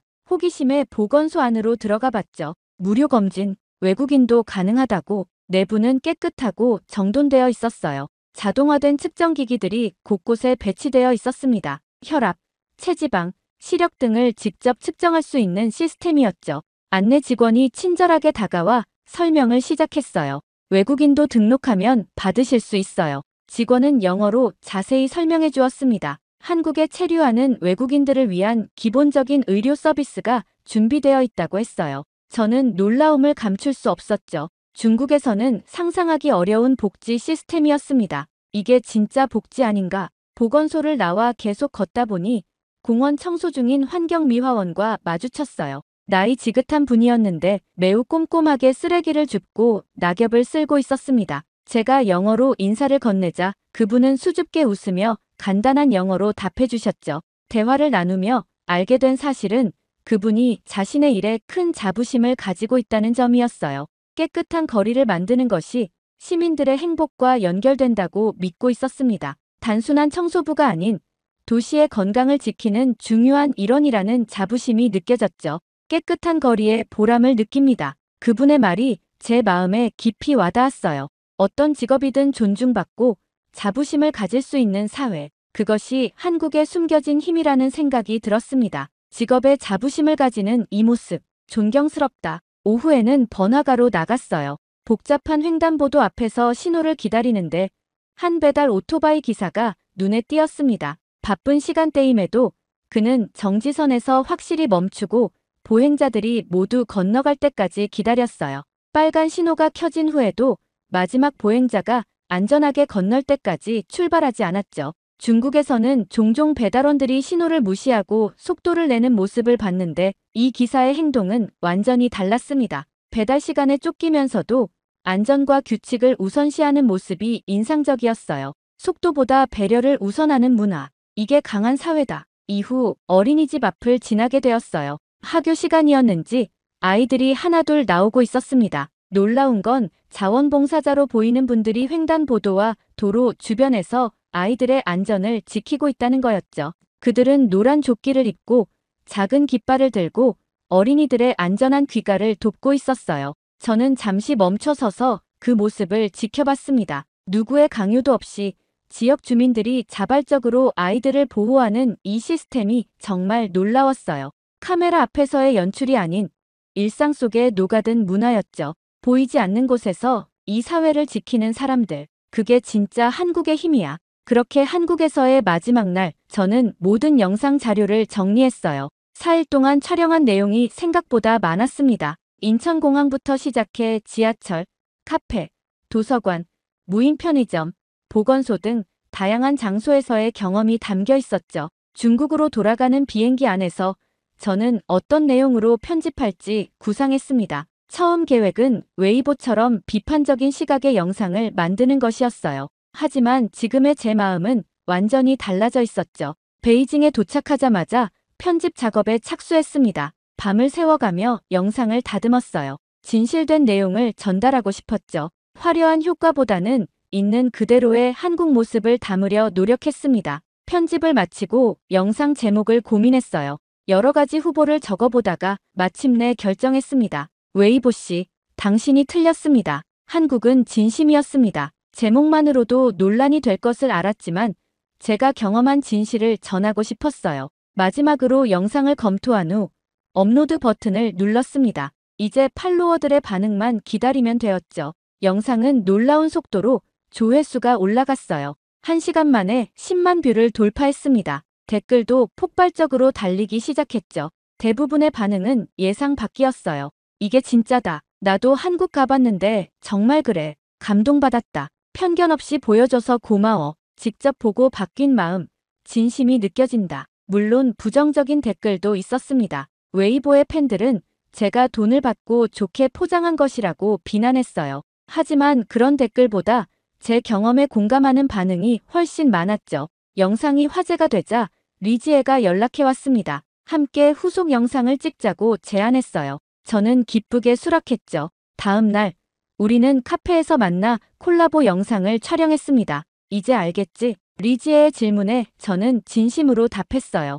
그래, 난 한국을 몰랐고 지금은 존경하게 됐어. 이 콜라보 영상도 큰 인기를 끌었습니다. 많은 사람들이 우리의 솔직한 대화에 호감을 보였어요. 어떤 팔로워는 자신도 한국에 가보고 싶다는 댓글을 남겼죠. 한 달 후, 제 한국 영상 시리즈는 총 조회수 1000만을 넘어섰습니다. 웨이보의 영상보다 더 많은 사람들이 시청한 거예요. 하지만 제게 중요한 건 조회수가 아니었습니다. 진실을 전달했다는 사실이었죠. 틱톡 라이브 방송에서 한 팔로워가 물었어요. 진아오, 한국에서 배운 가장 큰 교훈은 뭐야?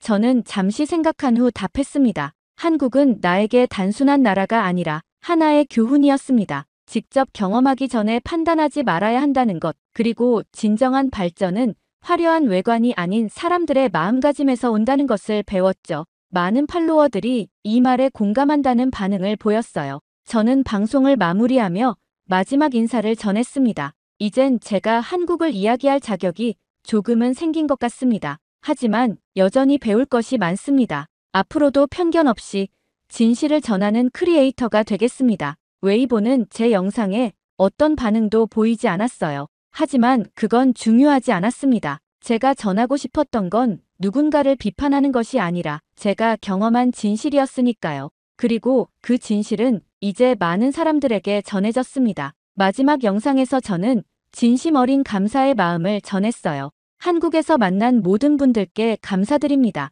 여러분의 일상이 제게는 커다란 배움의 순간이었습니다. 질서와 배려, 공동체 의식이 자연스럽게 스며든 사회를 직접 경험하며 진정한 발전이란 무엇인지 깨달았습니다. 제가 본 한국은 단순한 기술의 나라가 아니라 사람을 중심에 둔 따뜻한 나라였죠. 이런 소중한 경험을 선물해준 한국에 다시 한번 감사드립니다. 언젠가 꼭 다시 방문하겠습니다. 그때는 더 열린 마음과 배우려는 자세로 찾아가겠어요.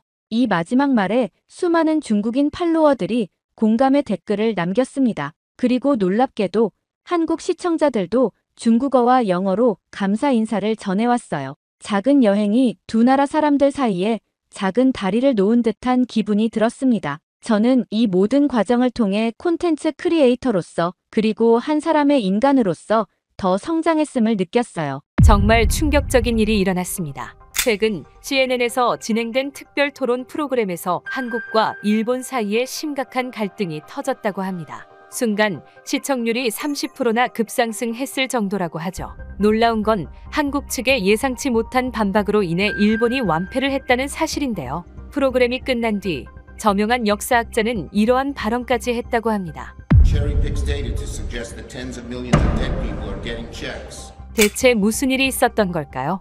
안녕하세요. 저는 CNN의 토론 프로그램 글로벌 디베이트의 진행자 존 로빈스입니다. 그날은 정말 특별한 날이었습니다. 한국과 일본 두 나라의 외교장관을 한자리에 모시고 역사적인 토론을 진행하게 된 날이었거든요. 스튜디오 또한 긴장감으로 가득 차 있었습니다. 전 세계가 주목하는 이 토론에서 두 나라의 오랜 갈등이 어떻게 펼쳐질지 저 역시 가슴이 뛰었죠. 오늘은 한일 양국의 역사적 갈등을 주제로 특별한 시간을 마련했습니다. 제 목소리가 스튜디오에 울려 퍼졌어요. 카메라의 빨간 불빛이 저를 비추는 가운데 양쪽에 앉아있는 두 외교장관의 표정을 살폈죠. 일본 외교장관은 다소 경직된 모습이었습니다. 노란 넥타이를 매만지며 카메라를 의식한 듯 미소를 지었지만 그 눈빛에서는 긴장감이 느껴졌어요. 반면 한국 외교장관은 놀라울 정도로 당당하고 여유로웠습니다. 눈빛에서는 강한 자신감이 엿보였죠. 이런 자신감은 어디서 오는 걸까? 저는 문득 궁금해졌어요.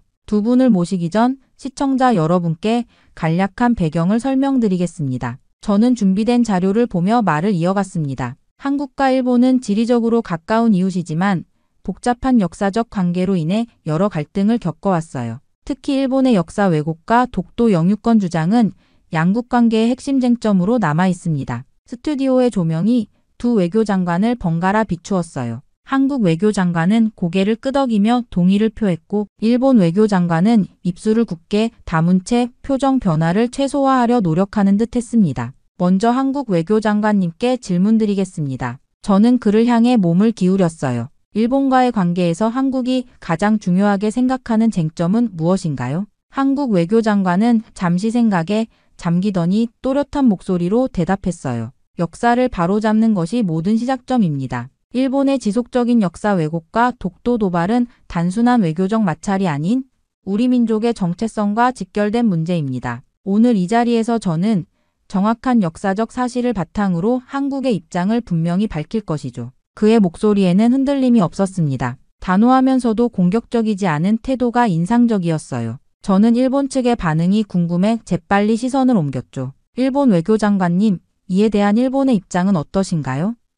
제가 물었습니다. 일본 외교장관은 목을 가다듬더니 외교적 수사를 가득 담은 답변을 시작했어요. 양국 관계는 매우 중요합니다. 다만 역사 해석에 있어 다양한 시각이 존재할 수 있고 일본은 자국의 입장을 가질 권리가 있다고 생각하죠. 독도안이 일본명으로는 다케시마 문제 역시 국제법적 관점에서 검토되어야 합니다. 이 말에 한국 외교장관의 눈빛이 날카로워졌습니다. 그는 참을성 있게 일본 측의 발언이 끝나기를 기다렸지만 손가락이 테이블을 가볍게 두드리는 모습에서 내면의 격정을 엿볼 수 있었어요. 오늘 토론에서는 문화적 기원부터 영토 문제, 과거사 문제까지 다양한 주제를 다룰 예정이에요. 저는 두 사람 사이에 긴장감을 느끼며 말했습니다. 시청자 여러분께서도 함께 역사의 현장을 지켜봐 주시기 바랍니다. 카메라가 스튜디오 전체를 비추며 두 외교장관의 모습을 담았어요. 저는 그들의 표정에서 이 토론이 결코 평범하지 않을 것임을 직감했죠. 특히 한국 외교장관의 여유로운 미소 뒤에는 강력한 자신감이 숨겨져 있는 듯 했습니다. 그는 이미 모든 준비를 마친 사람처럼 보였어요. 첫 번째 주제로 양국의 문화적 기원에 대해 논의하겠습니다. 제가 다음 주제를 던지자 한국 외교장관의 눈이 반짝였습니다. 마치 이 순간을 기다려왔다는 듯한 표정이었어요. 이후 저는 토론의 첫 주제로 양국의 문화적 기원을 선택했습니다. 이 주제가 얼마나 민감하고 논쟁적인지 잘 알고 있었어요. 스튜디오의 조명이 두 외교장관의 얼굴을 비추는 가운데 먼저 일본 측에 발언 기회를 드렸습니다. 일본의 문화적 정체성에 대해 말씀해 주시겠습니까?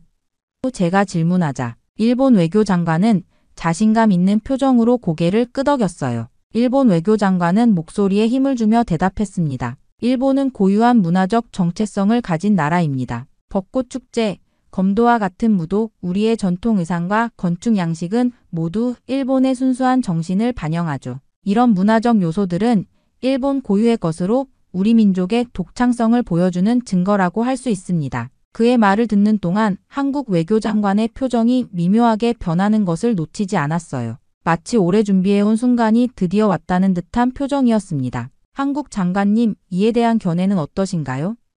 제가 물었죠. 한국 외교장관은 잠시 서류를 정리하더니 차분한 목소리로 말하기 시작했어요. 역사적 사실을 바로잡고 싶습니다. 일본이 언급한 문화적 요소들은 실제로는 한국에서 기원했다는 증거가 있습니다. 예를 들어 벚꽃의 경우 최근 DNA 분석 결과에 따르면 일본의 벚꽃 품종은 한반도에서 유래했다는 것이 과학적으로 증명되었죠. 저는 흥미로운 전개에 눈썹을 치켜 올렸습니다. 한국 외교장관은 태블릿을 펼쳐 화면에 연구 결과를 보여주었어요. 2014년 도쿄대학교와 서울대학교의 공동 연구에서 일본의 대표적 벚꽃인 소메이요 시노의 DNA가 한반도 원산 벚꽃과 일치한다는 결과가 나왔습니다. 이는 국제학술지에도 게재된 사실이에요. 일본 외교장관의 얼굴이 순간 굳어졌죠. 그는 당황한 기색을 감추려 애쓰며 서류를 뒤적였습니다. 한국 장관은 계속해서 말을 이어갔어요. 검도 역시 마찬가지입니다. 검도의 기원은 한국의 격검술에서 찾을 수 있습니다. 조선시대 무에도 보통지에 기록된 검술 기법이 일본으로 전해진 것이죠. 이것은 역사적 문헌을 통해 확인할 수 있는 사실입니다. 그는 각 주장마다 구체적인 역사적 자료와 과학적 증거를 제시했어요. 화면에는 고문서, 유물사진, 학술 연구 결과가 차례로 등장했습니다. 이런 말씀을 드리는 이유는 문화의 우월성을 주장하기 위함이 아닙니다. 역사적 사실을 바탕으로 정확한 문화적 교류의 역사를 인정하는 것이 중요하다고 생각하기 때문이죠. 한국 외교장관의 말에는 확신이 넘쳤어요. 저는 놀라움을 감추지 못하고 일본 측을 바라보았습니다. 일본 장관님, 이에 대한 반론이 있으신가요? 일본 외교장관은 잠시 당황한 기색이 역력했어요. 그는 목을 가다듬더니 문화적 기원에 대한 해석은 다양할 수 있습니다. 일부 학설이 있다고 해서 그것이 전체 역사를 대변하는 것은 아니죠. 라고 말했지만 구체적인 반박 증거를 제시하지는 못했습니다. 저는 더 깊이 파고들었어요. 장관님, 한국 측이 제시한 과학적 증거와 역사적 자료에 대해 구체적인 반론이 있으신가요? 일본 외교장관은 불편한 표정으로 자리에서 몸을 움직였습니다.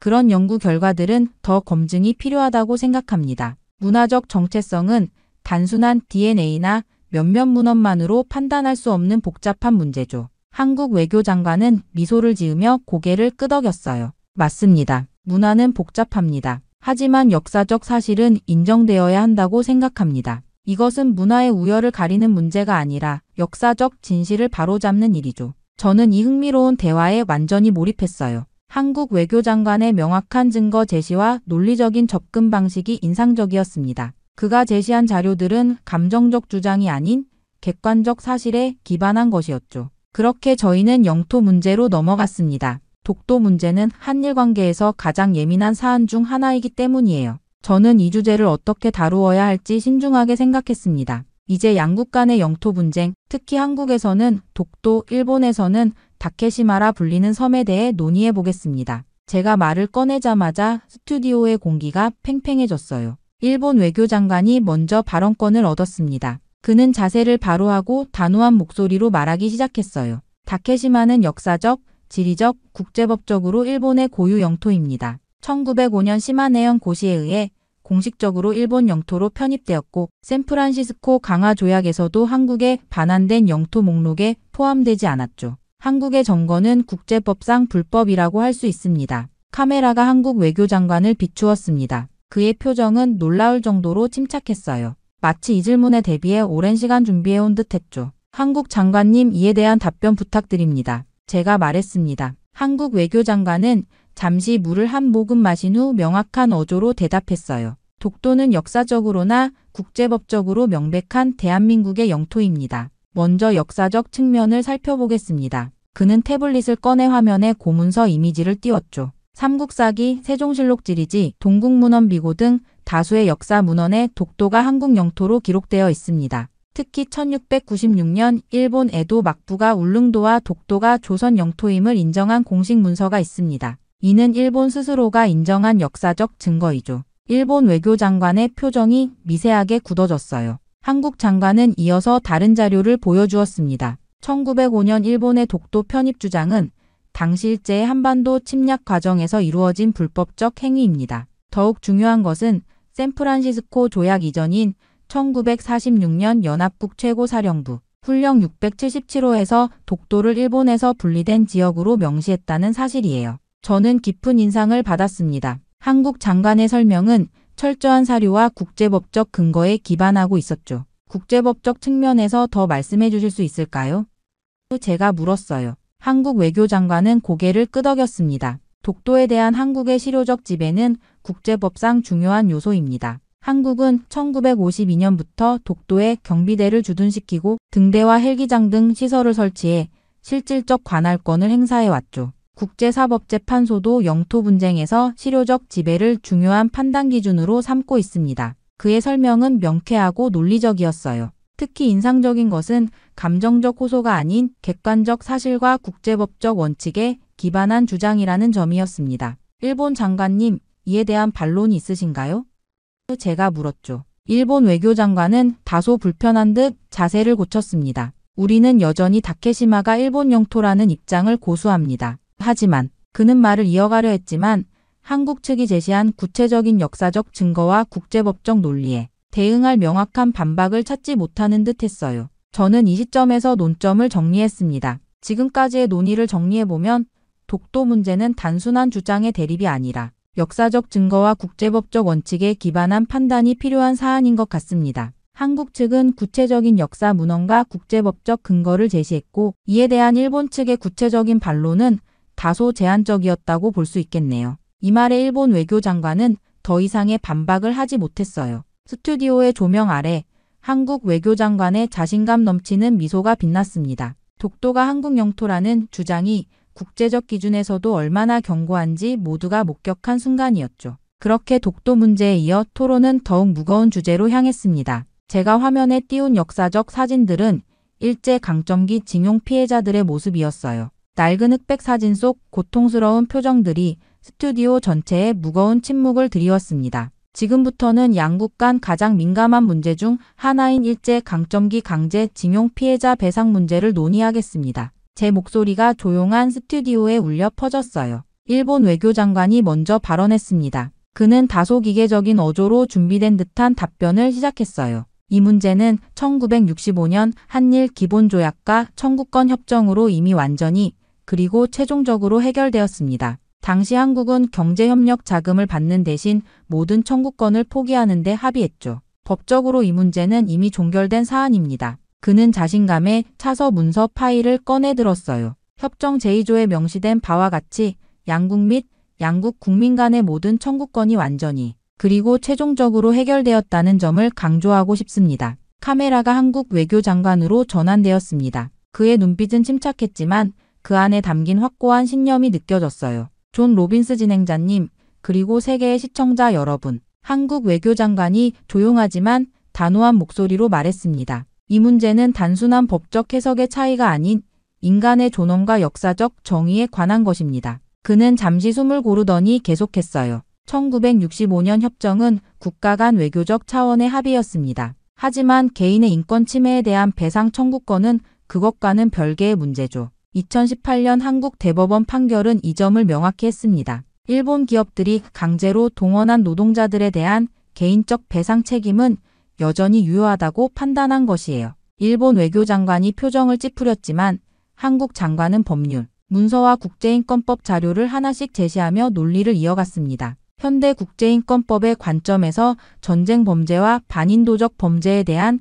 개인 배상 청구권은 소멸되지 않습니다. 니른베르크 재판 이후 확립된 원칙이죠. 유엔 인권위원회도 일본의 전시 강제동원 피해자들에 대한 개별 배상을 권고한 바 있어요. 저는 그의 설명에 깊은 인상을 받았습니다. 감정적 접근이 아닌 현대 국제법과 인권의 관점에서 문제를 조명하는 그의 방식이 설득력 있게 다가왔죠. 더 중요한 것은 역사적 정의의 문제입니다. 한국 장관은 진지한 표정으로 말을 이어갔어요. 피해자들 중 대부분이 이미 고령이거나 세상을 떠났습니다. 이것은 단순히 돈의 문제가 아니라 그들의 고통을 인정하고 역사적 진실을 마주하는 문제죠. 진정한 화해는 과거의 잘못을 인정할 때 시작됩니다. 일본 장관이 반박하려 했습니다. 하지만 법적으로 이미 해결된 문제를 제가 중간에 끼어들었어요. 일본 장관님, 한국 측이 제기한 인권적, 도덕적 측면에 대해서는 어떻게 생각하십니까? 그는 잠시 당황한 기색이 역력했습니다. 물론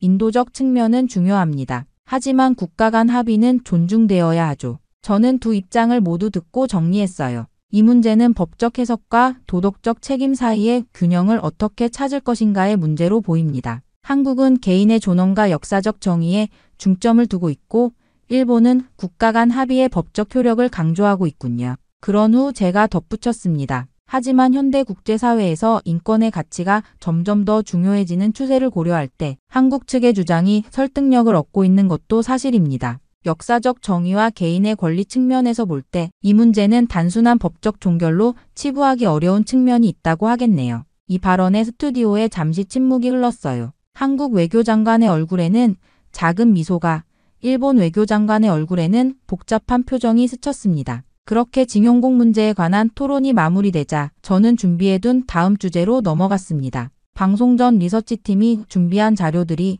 제 태블릿에 차례로 나타났어요. 일본 교과서 속 역사 서술 여론조사 결과, 전문가들의 분석 보고서까지. 이번에는 제가 직접 문제를 제기하기로 했습니다. 지금부터는 교육과 역사인식에 관한 문제를 다루겠습니다. 제 목소리가 스튜디오에 울려 퍼졌어요. 특히 일본의 교육 시스템에서 한국을 비롯한 주변 국가의 역사적 관계를 어떻게 가르치고 있는지, 그리고 이런 교육이 어떻게 일본 내 반한 감정을 키우고 있는지에 대해 질문하고 싶습니다. 저는 화면에 몇 가지 슬라이드를 띄웠죠. 최근 일본 교과서 검정에서 독도 영유권 주장이 강화되고 위안부 문제나 강제징용 관련 서술이 축소되거나 수정된 사례들이 있습니다. 이러한 역사 왜곡 교육은 일본 젊은 세대 내에서 반한 감정을 체계적으로 키우고 있다는 우려의 목소리가 높아요. 일본 외교장관의 표정이 경직되었습니다. 그는 자세를 바로 하며 말했죠. 교육 내용은 각국의 주권적 결정사항입니다. 일본 정부는 균형 잡힌 역사 교육을 위해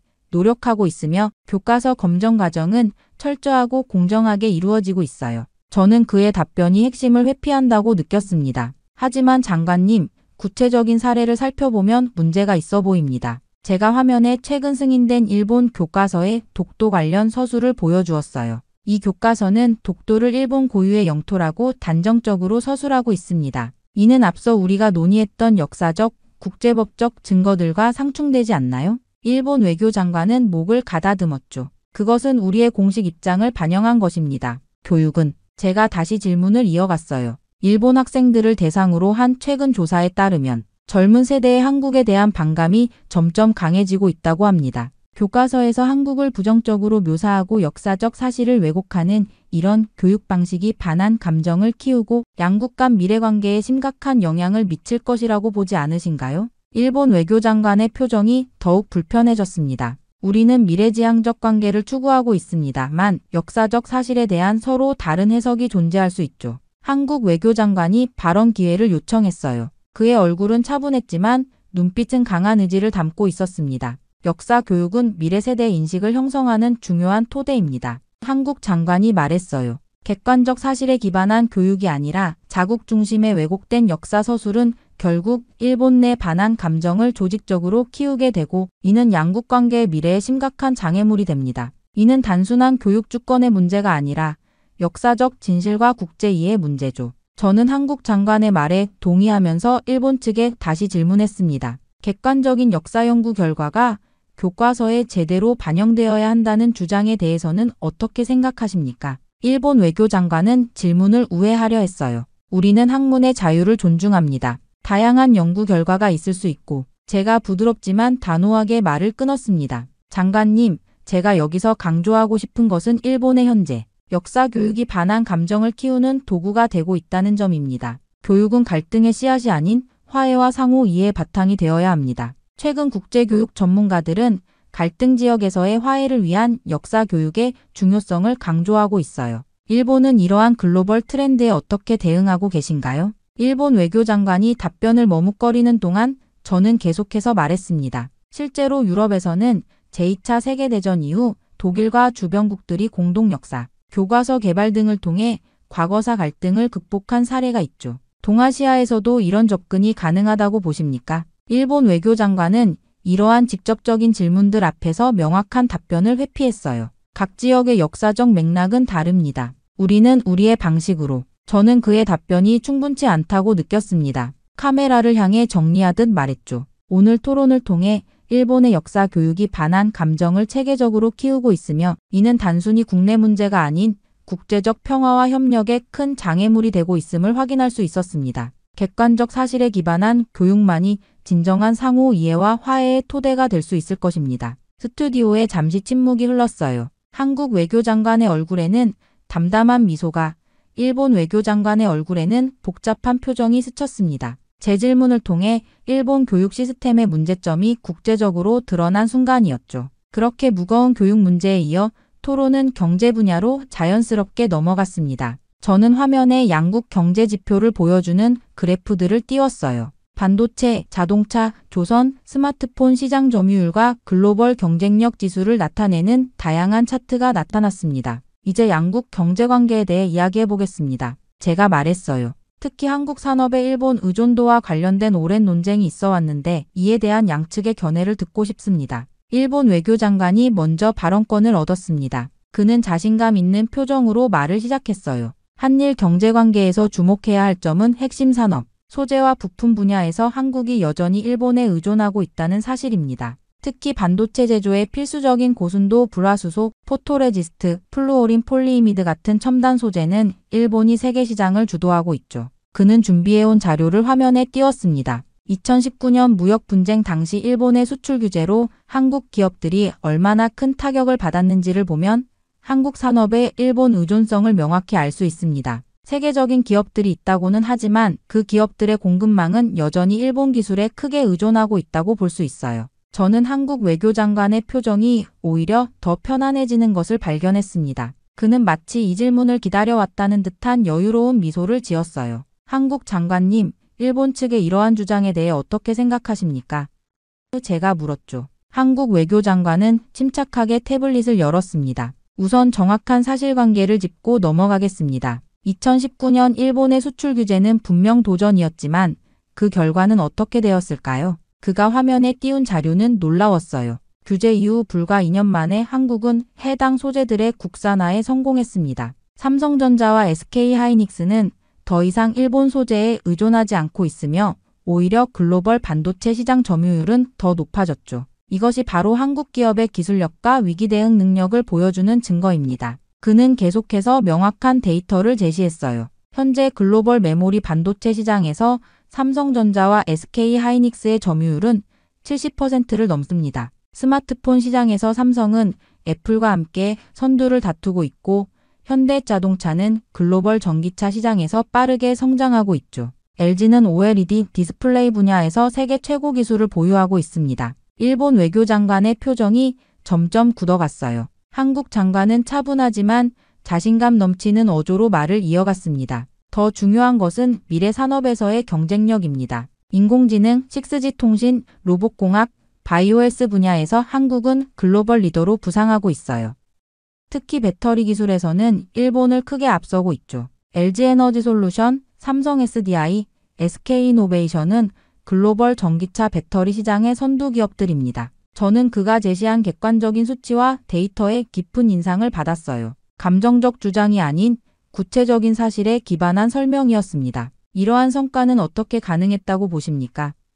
제가 물었죠. 한국 외교장관은 미소를 지으며 답했습니다. 한국은 위기를 기회로 바꾸는 DNA를 가지고 있습니다. 한국전쟁 이후 폐허에서 세계 10대 경제대국으로 성장했고 1997년 외환위기와 2008년 글로벌 금융위기도 성공적으로 극복했어요. 2019년 일본의 수출 규제는 역설적으로 한국 산업의 독립성과 자립도를 높이는 계기가 되었습니다. 일본 외교장관이 반박하려 했지만 구체적인 데이터 앞에서 설득력 있는 주장을 펼치지 못했어요. 물론 한국이 발전한 것은 사실이지만 그 순간 저는 진행자로서 객관적인 평가를 내렸습니다. 오늘 토론을 통해 우리는 한국이 더 이상 일본에 경제적으로 의존하는 국가가 아니라 오히려 여러 분야에서 앞서가는 글로벌 경제 강국으로 성장했음을 확인할 수 있었습니다. 이것은 단순한 주장이 아닌 구체적인 데이터와 시장 상황이 증명하는 사실이라고 하겠네요. 카메라가 일본 외교장관의 당혹스러운 표정을 잡아냈어요. 경제 자립 강국으로서 한국의 위상이 전 세계에 명확히 드러난 순간이었습니다. 그렇게 경제 토론이 끝나고 저는 마지막 주제로 양국의 역사적 정체성에 관한 질문을 준비했습니다. 이번에는 일본 외교장관이 먼저 발언하도록 기회를 드렸어요. 일본은 천황을 중심으로 한 세계에서 가장 오래된 왕조를 가진 나라입니다. 일본 외교장관이 자신감 있게 말했습니다. 126대에 걸친 천황의 역사는 일본의 자부심이며 우리는 세계에서 가장 오래된 지속적인 국가 체제를 유지하고 있죠. 이러한 역사적 연속성이 일본 고유의 문화와 정신을 형성했습니다. 저는 일본 장관의 주장에 대한 한국 측의 반응이 궁금했어요. 한국 장관님, 일본의 이러한 역사적 주장에 대해 한국의 입장은 어떠신가요? 한국 외교장관의 얼굴에 미소가 번졌습니다. 그는 여유롭게 자리를 바로 하더니 깊이 있는 목소리로 말하기 시작했어요. 한민족의 역사는 단군 조선으로부터 시작됩니다.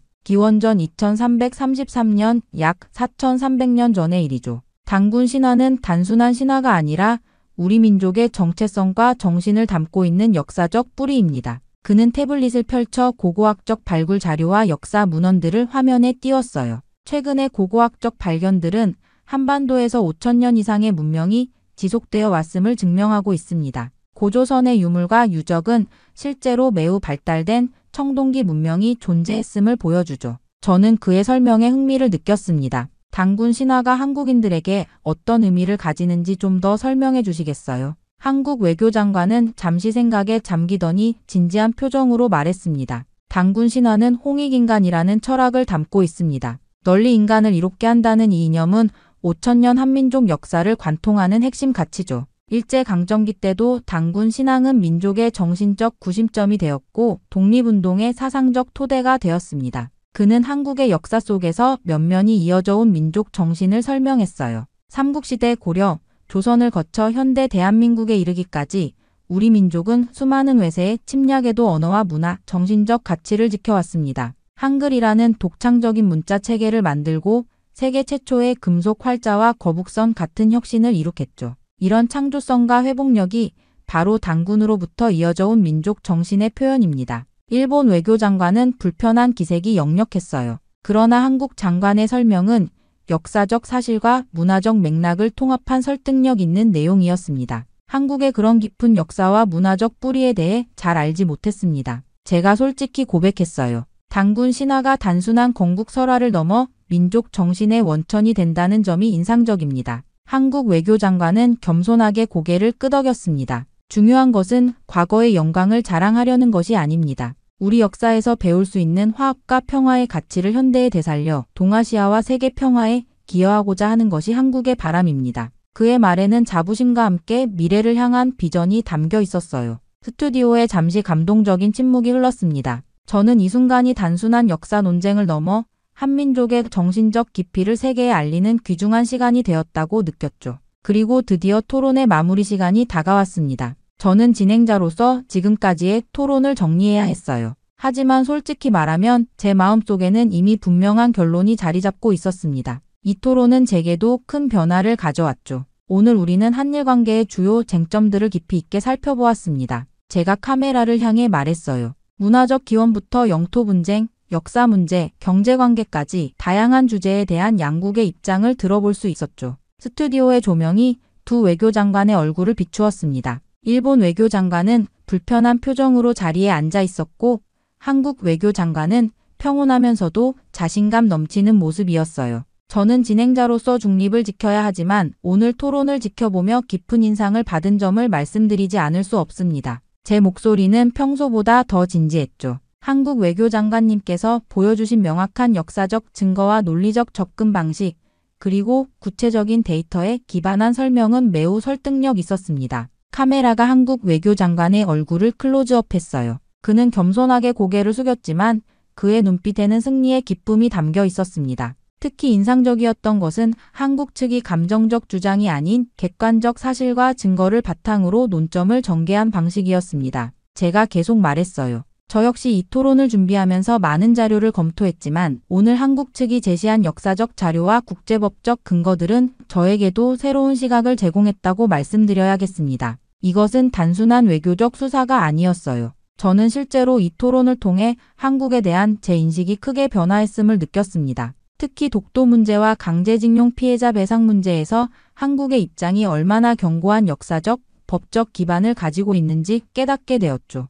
글로벌 디베이트 시청자 여러분, 우리는 오늘 매우 중요한 역사적 순간을 목격했습니다. 제 목소리에는 확신이 담겨 있었어요. 한국은 오랫동안 일본과의 역사적 갈등에서 자신들의 입장을 국제사회에 충분히 알리지 못했다는 평가를 받아왔지만 오늘 우리는 한국의 외교가 얼마나 당당하고 설득력 있게 변화했는지를 분명히 보았습니다. 그때 스튜디오 밖에서 들려오는 소리가 있었어요. 제작진이 알려준 바에 따르면 토론을 시청한 세계 각국의 반응이 실시간으로 쏟아지고 있었습니다. 방금 전달받은 소식에 따르면 오늘 토론에 대한 국제 여론의 반응이 매우 뜨겁다고 합니다. 제가 놀란 표정으로 말했죠. 유럽과 미국, 아시아 각국의 시청자들은 한국 측이 제시한 역사적 증거와 논리에 깊은 인상을 받았다는 반응을 보내고 있습니다. 일본 외교장관의 얼굴이 더욱 굳어졌어요. 반면 한국 외교장관은 침착한 표정을 유지했지만 그의 눈빛에서는 자부심이 느껴졌습니다.